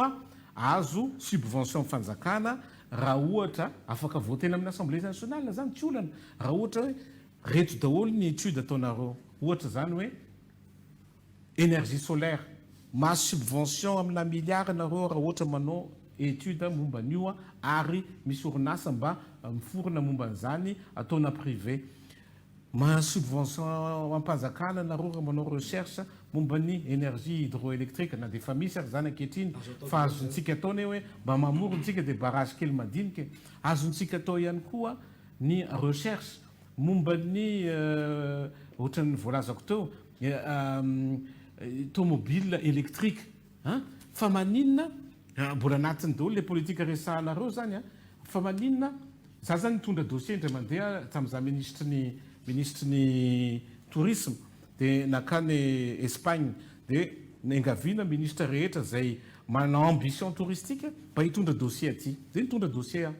nentiko tamin'izay ho an'ny nosy Sainte Marie atao hoe nosy prioritaire nosy développement durable dia inona daholo le fepetra anatin'le izy zany dia hoe misakafo ny olona à Sainte Marie dia sakafo tsara madio tsy mampiasa zezika chimique zay anatin'le izy ihany koa tsy mampiasa automobile ntsony eto Sainte Marie eto fa erahantsika malala hoe to camion anankiray fotsiny anao transport eo nentana dia zay monja fa tsisy camion ntsony mahazo tonga eto Sainte Marie dia erahana zany le izy hoe ok dia manaraka tsisy mahazo mitondra scooter fa tsy maintsy scooter électrique dia tsisy azonareo zany politique ohatran'izany afaka apetraka tsisy eto amintsika eto zavatra mazava hoe hijaly foana zany tsika amin'ity ino manarana izy ity carburant ty non ankehitriny misy tuk-tuk zao any aminay électrique dia tokony mba apetraka fanjakana tsara hoe bon andeontsika amokatra tuk-tuk électrique na bicyclette ane tsy vokarantsika eto Madagasikara zany one dof inona moa le one dof zareo ty one district one factory na bicyclette na bicyclette araire tsy vokarantsika andraso aloha andriamatora anao ratsiraka ny manahirana mantsy ianao zao tsy eo amin'ny fitondrana dia manana solution fa rehefa eo amin'ny fitondrana ohatra ny adino daholo zay natonga anako nanaiky nanao ministre amin'izay mba fantatra hoe rehefa miperinasa ve izy ity débat misy ary teneniko aminao fa rehefa za ministre ny asavavety moa fa voalaza iny fa za ministre ny tourisme 20% d'augmentation du nombre de tourisme à Madagascar 20% nahazo félicitation ny organisation mondiale du tourisme ary nantsoko taty monsieur Taleb Rifai secrétaire général ny tourisme manerana an'izao tontolo zao ohatrany hoe président ny tourisme tamin'izay nisy peste tateto dia rehefa nisy peste tateto dia nakafanapa-kevitra nosy Maurice Seychelles hoe zay sambo makany a Madagasikara na inona dia tsy mahazo makaty aminay ntsony nalahelo be mihitsy aho dia tsangana ako dia nandeha nijery premier ministre ny nosy Maurice dia nyraisiny dia tonga dia mifoanany zareo le décision zay nahazo félicitation tsika ary nampidy-bola 800 millions de dollars monsieur Engal mipetraka amin'ny tantara mihitsy reny raha ny tourisme manokana fa ianareo mpanao politika ho azy foana le izy manana solution dia rehefa tsy eo dia tsy manana zany teny aminao rehefa mitondra perinasa solution satria ianao manko raha tsy amperinasa raha farafakely tsy amperinasa ianao raha tsy farafakeliny be ny tanàna ok matoa za laha nimbetsaka dikan'izany tsy ratsy ny asako tany tsy amperinasa ianao raha tsy ministre efa teneniko tao hoe bilan za ministre fa solombavambahoaka ianao tsy amperinasa zany fa solombavambahoaka mitondra ny etaeta amin'ny vahoaka zay ka io indrindra ndre matora anao ratsiraka vetivety ivaresara aloha ny faneho-kevitra rehetrarehetra teo dia nahitana taratra fahitanao ny fandikan-dalàna samihafa eto amin'ny firenena be dia be le fandikan-dalàna nambaranao ny any fanontaniako rehefa misy ny fifandimbiasam-pahefana ara-pomba demokratika ndao everina hoe isy zay eto amin'ny firenentsika ianao hoe manantena fa ireo olona voakasika ny fandikan-dalàna ireo dia ho tsaraina amin'izay amin'izay fitondrana manaraka eo manantena mino an'izany ve ianao isan'izany mpitondra amin'izao fotoan'izao zay hitrikitrianao mafy mihitsy fa tena mandika lalàna be dia be teneniko aminareo ary mety nampiovany tantara amin'ny Madagasikara rehefa tonga ny tantana ny filoham-pirenena Rajaonamampianina dia niresaka taminy ako hoe tsika ty tsika mametraka ohatra hoe règlement na règlement ataontsika hoe lalam-panorenana na na lalàna hafa dia tsika ihany mamorona azy tsika ihany tsy manaja azy tsika zao ntsika miteny zao tsy misy gouverneur zany anatin'ny texte nefa misy gouverneur Andry Rajoelina ihany ny nampandany an'io lalam-panorenana io e tsisy président faritany nefa anatin'ny lalam-panorenana tokony misy ny faritany dia tsika hoa rehefa ohatra miresaka baolina kitra dia arantsika le règlement baolina kitra carton jaune carton rouge tous corner satria maninona satria io lalàna mifeny baolina kitra io avany ivelany io fa tsy tsika namorona azy fa le foronitsika mihitsy ny tsy ajaintsika dia zako hoa dia anisan'le olona hoe tsy maintsy ajana ny lalàna tsy maintsy ampiarina ny lalàna eno tsara raha zako lany filoham-pirenena indray andro any dia ny ekipako zay orinako ny sasansasany androany tsy maintsy resako tandremy fa ampiarina amintsika rehetra ny lalàna tsy maninona mialatsiny raha voatery manamboatra chambre ny tsy hafahanina ny fa tsy irina zany hoe misy tafiditranonareo fa tsy blagy amin'io tsy mahazo miblagy amin'io na fianakaviana na iza ka tokony ampiarina ny lalàna tsy maintsy ampiarina satria raha vao tsy ampiarina io dia andrano foana ny eto amin'ny tany sy ny firenena dia tsisy zavaka androso eto amintsika dia zay ny zavatra resako anisan'ny resako tamin'ny filoham-pirenena tamin'izay nanao le lalàna momba ny amnistie fa maninona ho any amnistiena daholo le olona fa maninona olona nanao tsy nety amnistiena grâce présidentielle oui raha ohatra zavatra hafa ane hoe gadraina ianao satria politique non satria gadraina ianao satria nanotokody-bolam-panjakana na hoe saziny ianao nanotokody-bolam-panjakana saziny ianao satria namono olona amiko zany tsy afaka amena amnistie mialatsiny grâce présidentielle afaka amena azy fa tsy amnistie ivirena kely ny resaka fatapahan-jiro andriamatoa solom-bavam-bahoaka amin'izao fotoan'izao mandeha ny resaka 3 herinandro no anafoanana iverina amin'loha ny resaka délestage iny nambaranao teo moa zany vola 20 milliards ariary resaka virement eo ihany koa ny resaka marché fictif na groupe misa enina raha tsy diso isan'ny efa mandeha ny fitoriana mahakasika amin'izay mety tsy azo everina ve karazana diversion fotsiny ve zany ny fanambarana samihafa atao amin'izao fa iverina afaka azo andro manahoana ina ihany koa sosikevitra azo raisina zany raha nohoan'ny androany na raha ohatra resaka herinaratra io nena aloha dia dina tsotra zany raha resaka fanajana lalàna fanajana texte fanajana ny ataontsika hoe lalàna velo eto amintsika zany tsy mahazo miblagy amin'iny raha vao miblagy zako be ny tanàna dia miteny aminareo za fa tsisy mpivarotra amoron-dranomasina zany interdit zay mivarotra androany tonga dia ny ampitso mandefa police municipale zany miteny maire ankehitriny jerevinao fa mikorotana tanteraka ny tanàna non a mila mandray fepetra satria na ny olona mitondra ny tanàna na ianao rehefa ianao be ny tanàna ianao mitondra ny tanàna tovy amin'izany daholo tsy maintsy ampiarina ny lalàna donc zany amin'ireo olona zay nanao zatra tsy mety amina jirama na inona tsy maintsy ampiarina ny lalàna c'est obligatoire voilà raha tsy mampiarintsika zay tsy tafavoaka mihitsy Madagasikara ina moa mampatanjaka anareo firenenareo ivelanareo jereo zao Donald Trump zao mipasse tribunal fantatrareo ve zany jereo Nicolas Sarkozy mipasse tribunal fantatrareo ve zany Jacques Chirac mipasse tribunal zany ny tena izy zany fa ianao anao ampimamba ny économie anao ampimamba ny lalàna non dia Roland Ratsiraka miaraka amin'ny MTS ny olona mpiaradia aminy dia tsy anaiky mihitsy hoe firenena ohatra ny tenen'ny sasany hoe république bananière Madagascar république anakondro zany io tsy zavatra zaina fa zay tianao atao népotisme lava andrano lava non raha te hanarina ny tany sy ny firenentsika dia tsy maintsy ampiarina ny lalàna tsy maintsy atao zay mamety anazy eny arany matosolo mamoaka ny Madagasikara mandeha be ny fotoanantsika izy mirahalahy tsy maintsy mandroso ihany tsika tsy azontsika hidovirana ny sehatra rahateo karena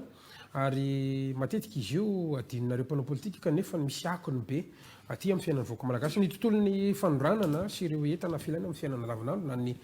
PPM no tiako horesahana kely aminao ary angatahako ihany koa vahaolana tsika ho ary miresaka androany dia hoe le Roland Ratsiraka kandidany any ho resahako fa tsy resolo mamboaka dia hoe mafeve an'izany secteur économique zany anome piste kely anao fa satria rehefa mijery ny tatitry ny banque mondiale zany za io marain'io dia azo refesina fa niena ny tany fanondranana entana sy ny volaniditra ho an'ny Madagasikara tamin'ny fanondranana nandritra ny 3 volana voalohany tamin'ity taona 2024 ity. Voakasika tao anatin'izany Andriamatoa Laurent Ratsiraka ny fanondranana lavanilina izay efa nambarako moa izy io fa niena hatrany amin'ny 2,200 taona ny fanondranana lavanilina tamin'ny volana janoary hatramin'ny volana martsa 2024 raha tafiakatra hatrany amin'ny 5,500 sy 700 faingo ray taona ny lavanilina izay nahondra Madagasikara. Tena nahitana fianany be zany tsika raha noarina tamin'ny 3 volana voalohany tamin'ny taona 2024 iny. Nahitana fianany ihany koa ary mibatra any amin'ny 3,30 faingo ray isan-jato ny fanondranana ny kobalta ny ena ihany koa fanondranana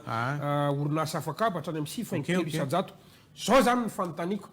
raha mijery ny marjefo ny tontolo ny fanondranantsika dia ny ena tompoko. Ny zavatra misy ankehitriny miena ihany koa ny vola miditra ho an'ny Madagasikara. Ny fanontaniako zany dia tsotra. Inona ny politika tokony nampiarina zao fitondrana tarihan'ny filohan'ny Rajoely zao mba hisy fiantraikany voalohany any amin'ny fahefa-mividin'ny malagasy ny fanondranana. Faharoa, mba hisy fiantraikany any amin'ny sandam-bola malagasy ny fanondranana dia miariary zany. Ary ny fahatelony, inona ny tokony atao mba tsy hisy akony any amin'ny inflation, ny vidin'ny PPN sy ny fiainany davanandro izany rehetrarehetra zany. Andriamatoa Laurent Ratsiraka. Bon, ny fanapa-kevitra raisin'ity fitondrana ity aloha nandritran'izay efa-taona izay dia fanapa-kevitra zay fandaka tanteraka amin'ny fampiroboroboana ny toe-karena. Raisitsika ohatra zao ny fanenjehana ny orinasa rehetra, mahazo manontany nareo fa ny orinasa rehetra ny enjehana mba handoa hetra satria hetra foronina hoe ianao zany manao ohatra hoe 500 millions chiffre d'affaires anao dia angatahana anao redressement fiscal 1 milliard 2 milliard 3 milliards d'ariary resaka redressement fiscal. Donc kejainy zareo zany ny ataontsika hoe ny mpitantana orinasa. Mahazo manontany mpitantana orinasa nareo fa tsisy diso zany teneniko zany. Dia ireo olona ireo za koa anisan'ny mpitantana orinasa. Dia ireo olona ireo zany dia tsy maintsy avela miasa ny sakany sandavany. Izy ihany no hanome asa olona. Io rehefa miteny zareo confinement restaurant zany koa mbola anisan'ny tsy fananana traikefa zany. Confinement nisy peste ny teto amintsika tsisy confinement fa maninona rehefa tonga le valana retina coronavirus asiana confinement tsy tokony asiana confinement. Barrage sanitaire oui, ampitoboy nisan'ny toerana mandray marary oui, fa tsy asiana confinement tsy afaka miasa ny restaurant tsy afaka miasa. Zao dia lasa potika ny sehatra ny tourisme tamin'izany dia jusqu'am'izao mbola mijaly zareo mandovola betsaka amin'ireo olona ireo ny mpitantana orinasa zao vao resaka tao ny resaka travaux publics tiany zareo daholo ny sehatra ny travaux publics. Hitanao izy androany izy miessayer me se rattraper fa adinany efa misy maty ireo olona ireo nivarotra fananana ireo ny anjeha amin'ny banky sy ny sisa. Non, avelao miasa ny zandava le olona zany zavatra farany tsotra, tsisy investissement angatahana aminao. Tsisy inona fa tsisy lalàna spécial angatahana aminao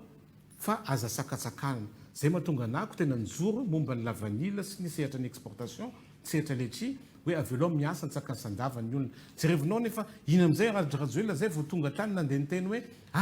libéralisation. Zasa lalàna efa mipetraka depuis 1994 ny libéralisation de la vanille efa mipetraka fa tsy najainy zareo. Donc zany nanao lalàna ambony lalàna izy. Donc zany politique ampiarina amin'le exportation zany raha ohatra avelao libre miasa ny olona, avelao miasa amprisio le olona miasa. Zay zao rehefa manondrana ohatra letria libéralisation zany. Libéralisation zavatra rehetra. Za taloha mpanondrana cannelle 1 conteneur par mois farafahakeliny. OK? Zao ianao tsy afaka satria rebirebeny zareo be loatra ny procédure rebirebeny ianao amin'ny qualité-n'le cannelle hoe zao asiny lalàna vaovao asiny zao sakana be loatra. Textile miantsola alohan'ity émission ty miantsola mpanondrana entana inona problème non, on n'est plus compétitif. Pourquoi? À cause de la Jirama en priorité. Donc Jirama a un problème favorisé Tiketo. Jirama a un problème de compétitivité de l'entreprise malagasy. Redressement fiscal a une compétitivité. PPN. Oui, PPN. PPN, c'est Mouravan. Fa, tsisy effort nataon'ny fanjakana azavaiko ppn ane zavatra produit anankitelo hoe tena base vary siramamy menaka io zany ppn inona zavatra nataony zareo dia vary izy dray manafatra vary fa angahandrasana aminy manafatra vary nefa io business ny dikan'io business io de business ny zareo ihany koa zany io vary io avelao le mpanafatra vary isan'andro manafatra vary ameo fotsiny izy hoe ok ary ny frais débarquement nao ahena am'izay ianao manafatra tsara am'izay tsy voadona vahoaka malagasy siramamy jerevinao usinareo katso daholy raha tsy hoe ambilobe angambany katso ny ary amorondava katso ny any tomasina tsisy mandeha rehefa manontany ianao hoe maninona moa ny usine any bricaville tsy mandeha de mazava le izy tsy ameny zareo tany aho de raha hitendray any anaran'le olona de gaga ndray nareo hoe maninona de zany teniny tampo inona hoa idirany zany olona zany amin'ny resaka tany ao bricaville zany zavatra mitranga ozy izy tena gaga sy talanjona ako nefany ny olona anao an'izany misy eto amintsika jerevinareo secrène potika ary io prime ministre tompona ndraikitra voalohany amin'io satria maninona satria ny rahalany lehibe ny secrène ary izy prime ministre inona tsy mampitsangana anazy hoe non efa misy olona repreneur za mahita repreneur ho an'ny secrène tonga de hanao investissement de hiara-iasa eo tazomy mipiasa de manao exportation tsika de ina moa izy ty exportation de service zany hoe ny tonga ny sambo zany de réparena eo de devise ho antsika ane zany taloha atsika azadiny fa na iermady io arany roplanina avy any velany mandeha aty avy any nosy maurice mandeha aty réparena ao amin'ny aéroport zany ankehitriny potika dolo zany ahoana ny ampiakarana le pouvoir d'achat le fahefa mividy efa voavaly mantsy de hitirako exportation tsy maintsy atao matanjaka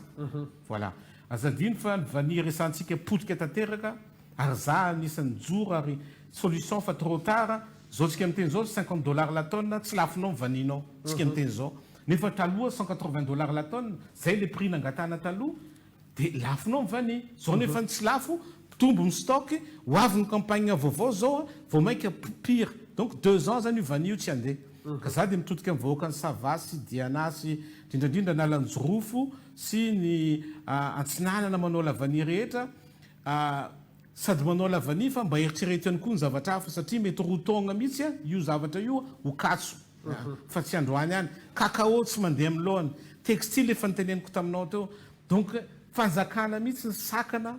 manapotika anazy rehefa mandeha ny exportation pouvoir d'achat mitombo satria maninona satria mandeha ny exportation devise zany vao mainka mahazo lanja ny vola malagasy efa mahazo lanja ny vola malagasy ny vary am'izay fotoana zay tsy 3000 ariary tsony ny kilao fa lasa ohatra hoe 2000 ariary raha mandeha mafy be tsika lasa 1500 ariary de tokony atao zay mampiroborobo ny tourisme androanany ianao zao za zao manao réservation akany tomasina de za miteny aminao fa tsisy place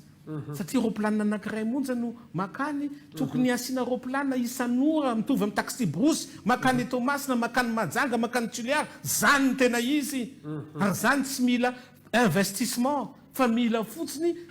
fanjakana vonina iara-iasany bien sûr za zao nahita ny patron Airlink za ministre ny tourisme patron Airlink za ozy izy misy problème za mbo teanao ligne intérieure Madagascar za ozy teanao Tuléar Fort Dauphin eo fotsiny zay Tuléar sy Fort Dauphin fotsiny ataonay tsy mahazo autorisation izy tsika ane tsy mangataka vola aminay de toute façon fanjakana io fahity fa autorisation avelao le olona hiasa tokony misy roplanina zao mijanona tomasina de makany Sainte Marie isan'andro makany Manoro makany zany tena izy zany mbola manamafy ny fanikevitra tamin'ny 3 ianao mahakasika ny privatisation any orinasa bien sûr za ko niteny tamin'ny filoham-pirenena taloha erzona ampiano tsy maintsy atao privatisation ny armady zareo mokamo zareo tsy d'accord fa banque mondiale ny resaka tamiko nanao fiorana mihitsy zay spécial mba ahafana manao privatisation de naesena natao moa le privatisation nefa sarintsariny fotsiny fa nefa ran'le izy ane tsy privatisation fa zareo ihany mibaiko an'le mpitantana de niaraka natao tamin'ny air austral de tsy de tena privatisation tena vahaolana tsara indrindra fa ny autorisation amenao mba ahafan'ny olona miexploiter an'le ligne ligna zao androany za miteny aminao raha misy autorisation dia andao ary anao fotsiny mananary maroantsaitry sambava za miteny aminao be de be roplanao avy eo mananary maroantsaitry sambava tsy akany Tananarivo ianao ve androany akany maroantsaitry androany a rehefa akany maroantsaitry ianao dia mbola voatery makaty Tananarivo zany ve dia normal dia alebiazy koa ny ohatra hoe aéroport ny Thomasina zao alebiaziny dia mba tonga avy any Nosy Maurice ianao dia tonga ao na iainga akany Paris ianao a dia vao sambava ianao makany Paris zany ny zavatra tsotry tsy sarotra zany fa zavatra mora fa le mivangongo eto ny fahefana zay mampitaka ny olo décentralisation vangongo eto ny fahefana dia potehany zalahy le firenena faranako le lafiny ara-toekarena satria efa tokony hamarina ny fandarantsika ry izy am'rahalahy tsy tena nazoko valiny tsara satria mila vaolana mafonja ao avy amin'ny Roland Ratsiraka ny mpiaino atsika androany ao anatin'ilay lafiny ara-toekarena teo amaranako an'le resaka sandam-bola inona ny politika monétaire tokony ampiasain'ny Madagasikara amin'ny andriamatoa Roland Ratsiraka faharoa raha misy ny tokony atao hoe plan de relance économique dia inona ny sosikevitrao ary ny fahatelo sady farany ahoana ny anatsarana anio le resaka orthodoxie financière izay ataon'ny fanjakana androany toka tsika adino fa tsika zany tena puissance antsika reflopérenena andalo rehetra reo manadino zavatra anankiray dépense foana ny resahana dépense foana anao an'izao dépense zany anao an'izao dépense zany anao an'izao dépense zany tsisy miresaka recette io zany tena zavatra lehibe indrindra zako za be ny tanàna antanio mbola velona monsieur Fenipierre izy ny trésorier principal ny Thomasina za be ny tanàna eritaona monja dia niakatra doublé ny recette ny commune urbaine ny Thomasina satria namorona recette vaovao ary tsisy olona voadona tamin'izany fa amina miliara namorona recette vaovao navitana zavatra betsaka navitana lalina sisy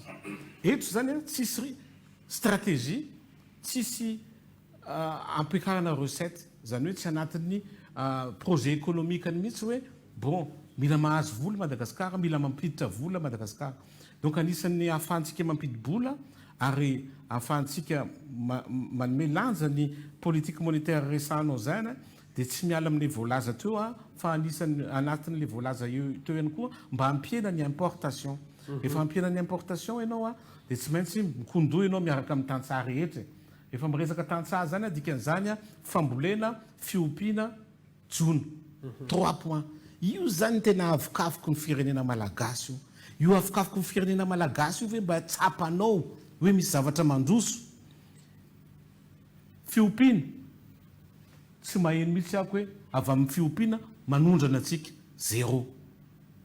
oui misy resaka hoe omby tiana ombrana fa atahoran'olo hoe misy ambatsika io ampitombony dahalo io tsy voatery ombiny ny voatery hoe aondrany na osy ary afaka aondrany vola-pidiriny arena kibony tany zay voilà dia fa le 3 points essentiel satria 3 points io zany tena hoe fiainan'ny vahoaka malagasy isan'andro tsy akanavaka satria 80% vahoaka malagasy miaina manodidina ny resaka fambolena fiompiana sy jona potehan'zalahy zao ny jona satria mbola encore une fois ny anarany namanareo mbola anatiny koa tsy mahazo licence de pêche ny olona firy ny sambo zao voatery mijanona tsy miasa satria tsy manana licence de pêche satria zaro ankaiky ny fitondrana ihany mahazo le licence de pêche zay anisan'ny zavatra goavana fambolena zany raha tsy mandeha tsika amin'le hoe libéraliseo ny siramamy avelao daholo ny olona hiasa amin'ny tokony izy amin'ny resaka siramamy ameo tany le olona rehetra zay teanao siramamy eo tsika manana fanantenana hoe iena mividin'ny siramamy ary zavatra efa nisy taloha fa tsy hoe zavatra foronina vaovao tsika efa nanondrana entana nanondrana siramamy tsika taloha hatramin'izao ny ambilobe mbola manondrana siramamy nefa tsika ihany koa miimporte donc zany politique monétaire raha monnaie fotsiny resana za tsy d'accord amin'izany fa tsy maintsy monnaie ny misy lanjany io lanjany io ny économie lanjany io ny valeur économique anao zany raha ohatra mandeha tsara na io volamena io ary na tsikasintsika ary mandeha tsara io fa anatin'izany ihany koa io risorisy amin'ny volamena lava ataonareo ary za miteny aminareo fa natsika miteny zao mbola misy volamena mandeha foana hoe nefa ny volamena tokony mba azahoanao recette be anzahoanao mampiena ny lanjan'ny euro na dollar par rapport amin'ny monnaie malgasy. Donc zany a tsy politique monétaire spéciale no atao Gasikara fa ataovy miroborobo l'économie avelao sehatra rehetra tsy miankina se développer tsara fa tsy fanjakana no atao manao industrie madinika non en privé ameo alala les privés ameo autorisation les privés na ameo exonération les privés tsy fanjakana natao amboly pomme de terre non fa les privés ataovy le barrage mba andehanan'ny rano makany amin'ny vary na makany amin'ny zay tokony ambolena zany ny anjara fanjakana zany fa ny anjaro ny anjaran'olona ndray ny tadiavin'ny raisany izy manafatra simenitra inona moa ny andrasana fanjakana no satria tsy asan'ny fanjakana zany ny asany ary tsy vitany. Efa natsidika atao ihany mandehibe ny fotoana fa misy loha hevitra anankiray ty everiko hoe zava-dehibe tena tokony ho resahana nahazo faritra vaovao tsika Ambatosoa amin'iny faritra Tsinanana iny vady vinany efa misy faritra samihafa ihany koa re ihany koa hoe mangory koa mety hotokanana amin'ny faran'ity volany ity ny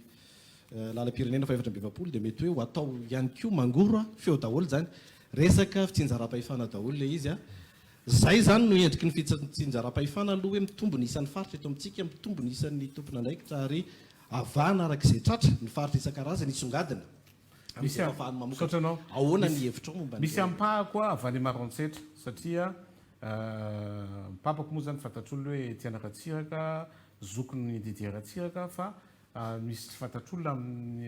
aminay zany dia ny mamako zanaky Jarson Jean-François zany hoe Jarson Jean-François dia ministre tamin'ny première république nandritra ny 12 taona ministre ny fahasalamana izy ministre ny asa izy ary ministre ny fitsarana izy juriste izy zay mahatonga anako tsy miblagy mihitsy amin'ireo zavatra rehetra ireo satria ny papabeko mihitsy akoatran'ny Ratsiraka ana papabeko mihitsy ny mibaiko ana hoe ty zanako lahy mba amboary ty zafiko lahy mba amboary zao be ny tanànany Maroantsetra izy solomba vaovaoaka ny Maroantsetra ihany koa izy faly sy raha vao maheno hoe Ambatosoa Maroantsetra nahazo région ok za faly ary za inganieka tsisy ny sampona dia andehan'ny Maroantsetra afaka fotoana fohy fa haiko loatra le fitondràna haiko loatra amin'le kopakambava reo faritra reo ne soloany gouverneur kopakambava zany inona mampiova le faritra sy gouverneur dia mihevitra zany ny olona vao maika matanjaka le gouverneur faible tsisy pouvoir gouverneur tsy manana pouvoir namena engin tsisy carburant tsisy budget tsy misy technicien tsisy ingénieur tsy misy conducteur des travaux dia ny zavatra ataony tsisy étude fa kopakambava fotsiny alefany le engin dia migratte kely dia zay dia vita dia afaka 3 mois simba tanteraka ny lalana donc zany tsara le izy ok fa za mitaky zavatra lalindalina kokoa no zany za mitaky hoe ameo pouvoir ny faritra ohatrany mitovy amin'ny commune io ny tsara amin'ny nataony Zafelbert loi 94/008 manome pouvoir ny commune rehetra eto Madagascar merci professeur Zafelbert après nandeha les régions tsisy pouvoir nandeha faritany Didier Ratsiraka hoe nataony faritany mizaka teny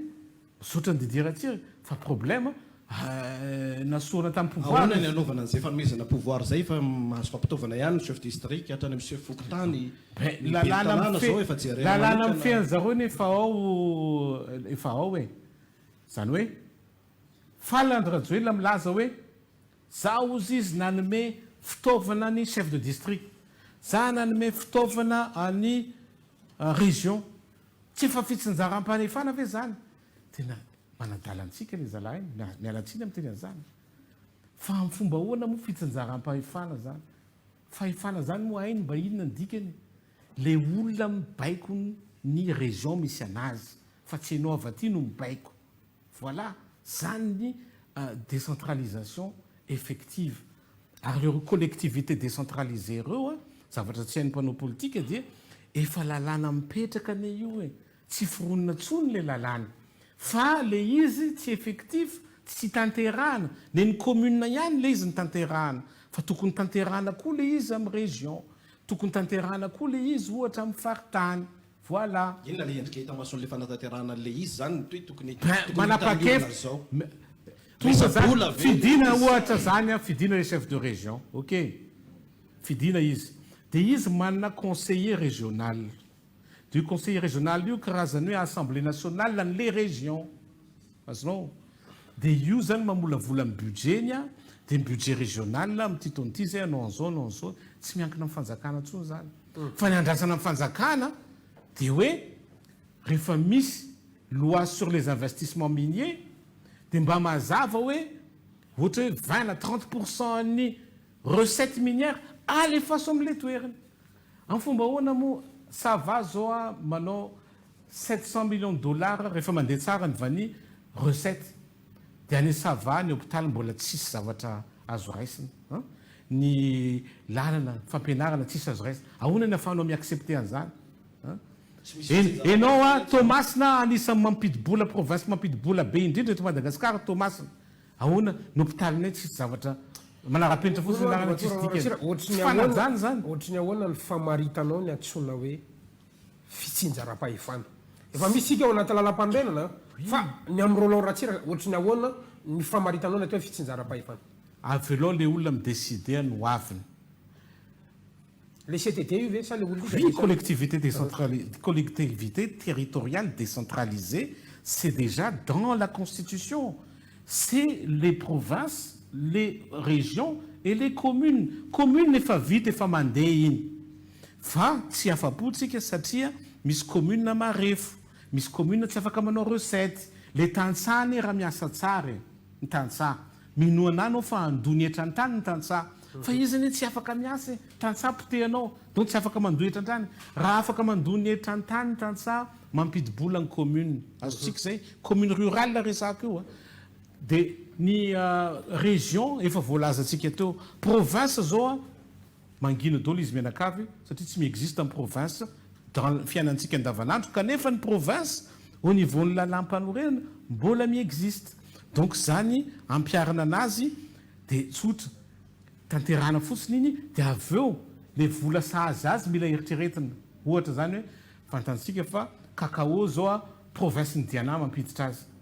dia mba jerevana hoe firy ny recette ny cacao 30 millions de dollars dia mba avelao kosa 20% 30% nle recette mandeha any fa zavatra mitrangany amin'ny firenentsika zareo nitondra rehetra reo nanamafy an'izany daholo inona zavatra mitranga ampitomboana nisy ampiasa am-panjakana alefa népotisme io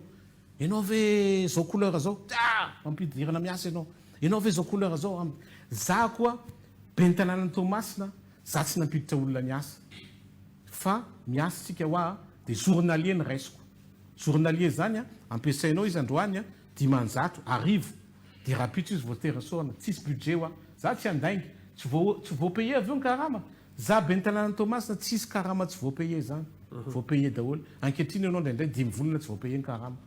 satria gestion mauvaise gestion rehefa mahazo fitondrana le couleur ankehitriny io na be ny tanàna Antananarivo ary mahazo fitondrana dia tsy le maire ankehitriny fa le taloha regny tonga dia alaina daholo zay olona rehetra te hiasa midira miasa ato ny vola non tsy mety zany dia zany ny ataony zareo amin'ny fanjakana io dia za ministre ny asa vaventy ampiditra olona 90 ho zay atao inona moa zany olona 90 zany dia resako ny mpiara-miasa amiko non fa maninona rehetra voate aka io ane poste budgétaire efa misy ato aka tokony tsy alaina raha tsy alainao dia lasan'olona sasany bon dia revako ministre ny tetibola sy tatanam-bola ho zako aminazy hoe madame misy zavatra tsy mety amin'ity firenena ity fa maninona zako voatery aka olona miasa nefa le ministère tsy milo miasa tsony tokony ataonareo ny auditiny mpiasa am-panjakana mba fantarana hoe jusqu'où satria tsika zany andeha aka-piasa foana dia tsy afaka manao lalana tsy afaka manao zao tsy afaka manao zao tsy afaka manao zao non tsy maintsy ajanona à un moment donné recrutement dia ajanona ny recrutement dia le olona ondray ame formation izy dia mba miodikodina ao anatin'izay fitsinjaram-pahefana zay gasikara fenisoana pikely amaraparantsika isan'ny taraina ny commune maro amin'izao fotoana izao kiaza ny tahirim-bola mpanjakana ny trésor moa zany ny vola tokony hirotsaka any amin'izy ireo ny resaka impôt synthétique sy ny impôt de licence inona ny isan'ny ataoko hoe vahaolana arosonao androany mba ahafahan'ireo commune misitraka zay anjara vola tokony hiverina ho azy ireo zay non zako be ny tanàna misy centime additionnel la taxe professionnelle nampidi-bola io a resaka alcool resaka mpivarotra toka reny sy ny sisa zahako miteny hoe ohatra resaka toka resaka cigarette zany a dia tsy maninona misy taxe zany satria tokony miaina ny olona misotro toka za zao malina andeha tomobily dia misy olona eo ambony tany eo izy dia eo dia matoro eo tanatanata vonon'iontra dia eo dia embouteillage satria izy mamitampony non tsy tsara ampisena ny vahoaka malagasy ny tanorantsika hoe zany le fiaina raha misotro izy sabotsy la ady tsy mampaniny zany fa andavanandro zao ve anao mamitampona donc misy problème santé publique resaka fahasalamam-bahoaka mihitsy ny zavatra ohatran'izany donc zany tsy mampanino io na dia atao lafolafo a fa ampidibola ho antsika io a dia miombokevitra amizay non aloha le commune mba mahazo vola famatotra amizay rahana Ambatovy le comptana be tany Ambatovy farany teo le resaka vola ihany koa kilan'izay misy commune hoe tsy mbola nahazo vola oui io moa zany izy zany rehefa mahita milliard le fitondrana dia tadiaviny alainy zay ianao zany résumé ny volan'ny commune nately mpitondra ndraiky io zavatra taratasy nataony zareo ny le izy hoe atsaharo aloha mandefa taratasy ny Ambatovy izy hoe atsaharo aloha ny hafa le izy atsaharo aloha io resaka vola fanomezana vola nefa lalàna velona azonao zareo zany mamoaka texte ambony lalàna velona mifehany investissement minier io dia misy pourcentage ho an'ny commune andalovany le mine anatin'izany Tamatave 2 anatin'izany Moramanga anatin'izany satria Ambatovy resantsika Ambatovy zadiny fa mampiditra 400 millions de dollars amin'ny toe-karena malagasy dia anatin'izany 400 millions de dollars zany raha lefanao ny fanjakana zany dia lany amin'ny tosika fameno lany amin'ny ceci lany amin'ny cela amin'ny ORR fa avelo zany akany amin'ny commune avelo anao tetezana izy anao lalana izy anao investissement izy ao an-tanànanao ampiditra rano fisotro madio izy raha vao tsy mandroso ny commune ambanivohitra tsy androso Madagasikara adinoy zany nefa commune ambanivohitra vao maika miempotra ankehitriny dia mato Roland Ratsiraka tapitra ny fotoanatsika ora roa sy 20 minitra tsika ny fampiresaka teto tapitra ny fotoanatsika efa mihoatra aritsika zay efa mihoatritsika ny zanao ndrasano resaka rehetrarehetra iveriko fa afaka mbola maneho resaka ihany tsika satria nahazo fantanina ray farany ihany koa izy mirahalahy teo ny amba fantaniko farany tena politika tena politisiana mihitsy satria efa eniko kely ihany izy teo fa ohatrany tsy tena mivoaka mba tia antany anao fo tsy miangatra fotsiny dia Roland Ratsiraka ono aminao ve asokajina ho coscotière raha ohatra ka hoe mba manana ambition indray ianareo reto izay candidat avy any amin'ny faritra reto ianareo mantsy no ataontsika hoe nanosika an'ireo candidat rehetra zany izay nifandimby ka lany filoham-pirenena zany ireo candidat avy eto ampovoantany ka zay ny ametraka fanontaniana hoe coscotière ve raha mba ianareo indray no mangataka fanohanana androany any matoa Roland Ratsiraka no za tsy tia miresaka zavatra ohatran'izany satria tsy nitezaina tamin'izany ary hitanareo ngamba ny ohatra nyvoalazako teo na ny fianakaviako avy any amareniko na navy any amin'ny papako ary dia niaina foana anatiny ataontsika hoe fitantanana tsy mijery ny fiaviana ary tsy zako adjoint au maire ko ne tamin'zabe ny tanàna vaty Antananarivo za tsy mijery an'izany fa io zany tsy any le izy fa entinao le vahoaka ampisenao hoe tia ny lalakombana tia ny fahendrena tia ny ilain'ny firenena ary tia ny manaja sotoavina républicaine ny sotoavina enti-paharazana ary indrindrandrindra ny tsara ho an'ny hoavin'ny taranaka sy faramandimby mandritra ny fotoana maharitra Ratsiraka zay ny valitenao ny andrasako mantsy zay fa Ratsiraka ao tiako hoe eny satsia fotsiny ny valitenanao satria rehefa mijery ny tantaram-pirenentsika nijery an'ireo filoha-pirenena fandimby nandritra ny 20 taona teo amin'ny fitantanana firenena zany hoe ny tantana 7 taona ny filoha teo aloha Marc Ravalomanana ny tantana 5 taona ny filoha teo aloha Hery Rajaonarimampianina andeha atao hoe ny tantana 10 taona ny filoha Antetezamita no sady filoha-pirenena ankehitriny Andry Rajoelina ianao izay fantatro fa avy any amin'ny faritra avy any Tomasina ianao mety hiverina any amin'ny faritra ve ny président de la République de Madagascar après an'ny Ravalomanana Rajaonarimampianina Andry Rajoelina ho amin'ity fifidianana filopirenena manaraka ity eny satria voatery hono mamaly le teninao eny satria gasikara koa ne manao didijadona koa ndraindray tanao tsy enina tsi le izy satria za tsy efa valiko le izy manko za tsy mieritreritra zavatra ohatran'izany fa za koa zao matsapa ankehitriny hoe rehefa mandeha en ville ako na mamoro le Antananarivo niona zao za tamina syndicaliste niona za tamin'ny sehatra maro eto Antananarivo dia tena hitanareo reny na olom-boafidy eto Antananarivo ao zao monsieur toavina zao io izy ankaiky io olom-boafidy Antananarivo izy dia izy zany matsapa hoe non tsy ninazy zany tsy fiavinany jerevany hoe Roland Ratsiraka ve avariana va non fa hoe inona le hevitra voizina inona le valeur voizina voilà donc zany aza sotominareo am'zany le olo nareo mpanao gazety koa ne za nanana organe de presse nanana radio za dia za miteny am'zareo attention fa miankina amin'ny zavatra teneninareo ny opinion sy ny éducation ny vahoaka nareo zany éduquenareo zany le malagasy amin'ny resaka politika dia lasa lina politika le olona tokony éduquenareo zareo amin'ny resaka développement io zay na tonga le kapokapoka adiny firy taloha le ministre en communication ty taloha wa toute la journée à la radio tandremo amin'io ho tsarainy tantara anao ino mozy izy lasa ministre ankehitriny dia tsarainy tantara zay mahatonga anako mampirisika anareo le valeur tena izy aseho no anjary miasahirana le vahoaka atsika lasa mety tsy mahay izy dia lasa hifidy izy en fonction an'izany hifidy izy nefa tsy tokony zany le izy fa za aloha mahita amin'ny fototsy miangatra misy volonté be to Antananarivo anovany tantara Madagasikara ankehitriny zay ihany ny afaka tenena matory Roland Ratsiraka misaotranao nanaky nasain'ny fandarana tamin'ity alina ity toko ia ninasa ny teniko farany ngambany dia efa niteneniko teo ihany izy fa mbola mafisiko vahoaka malagasy mila ekipa vaovao hitondra ny firenena mila toe-tsaina vaovao sy manana fahendrena ary tsinjo lavitra ny noavin'ny firenentsika donc zany mila ekipa idéale ny firenena malagasy na amin'ny teny anglisy ngambany hoe dream team zay zany ilain'ny firenena malagasy amin'ity 2023 ty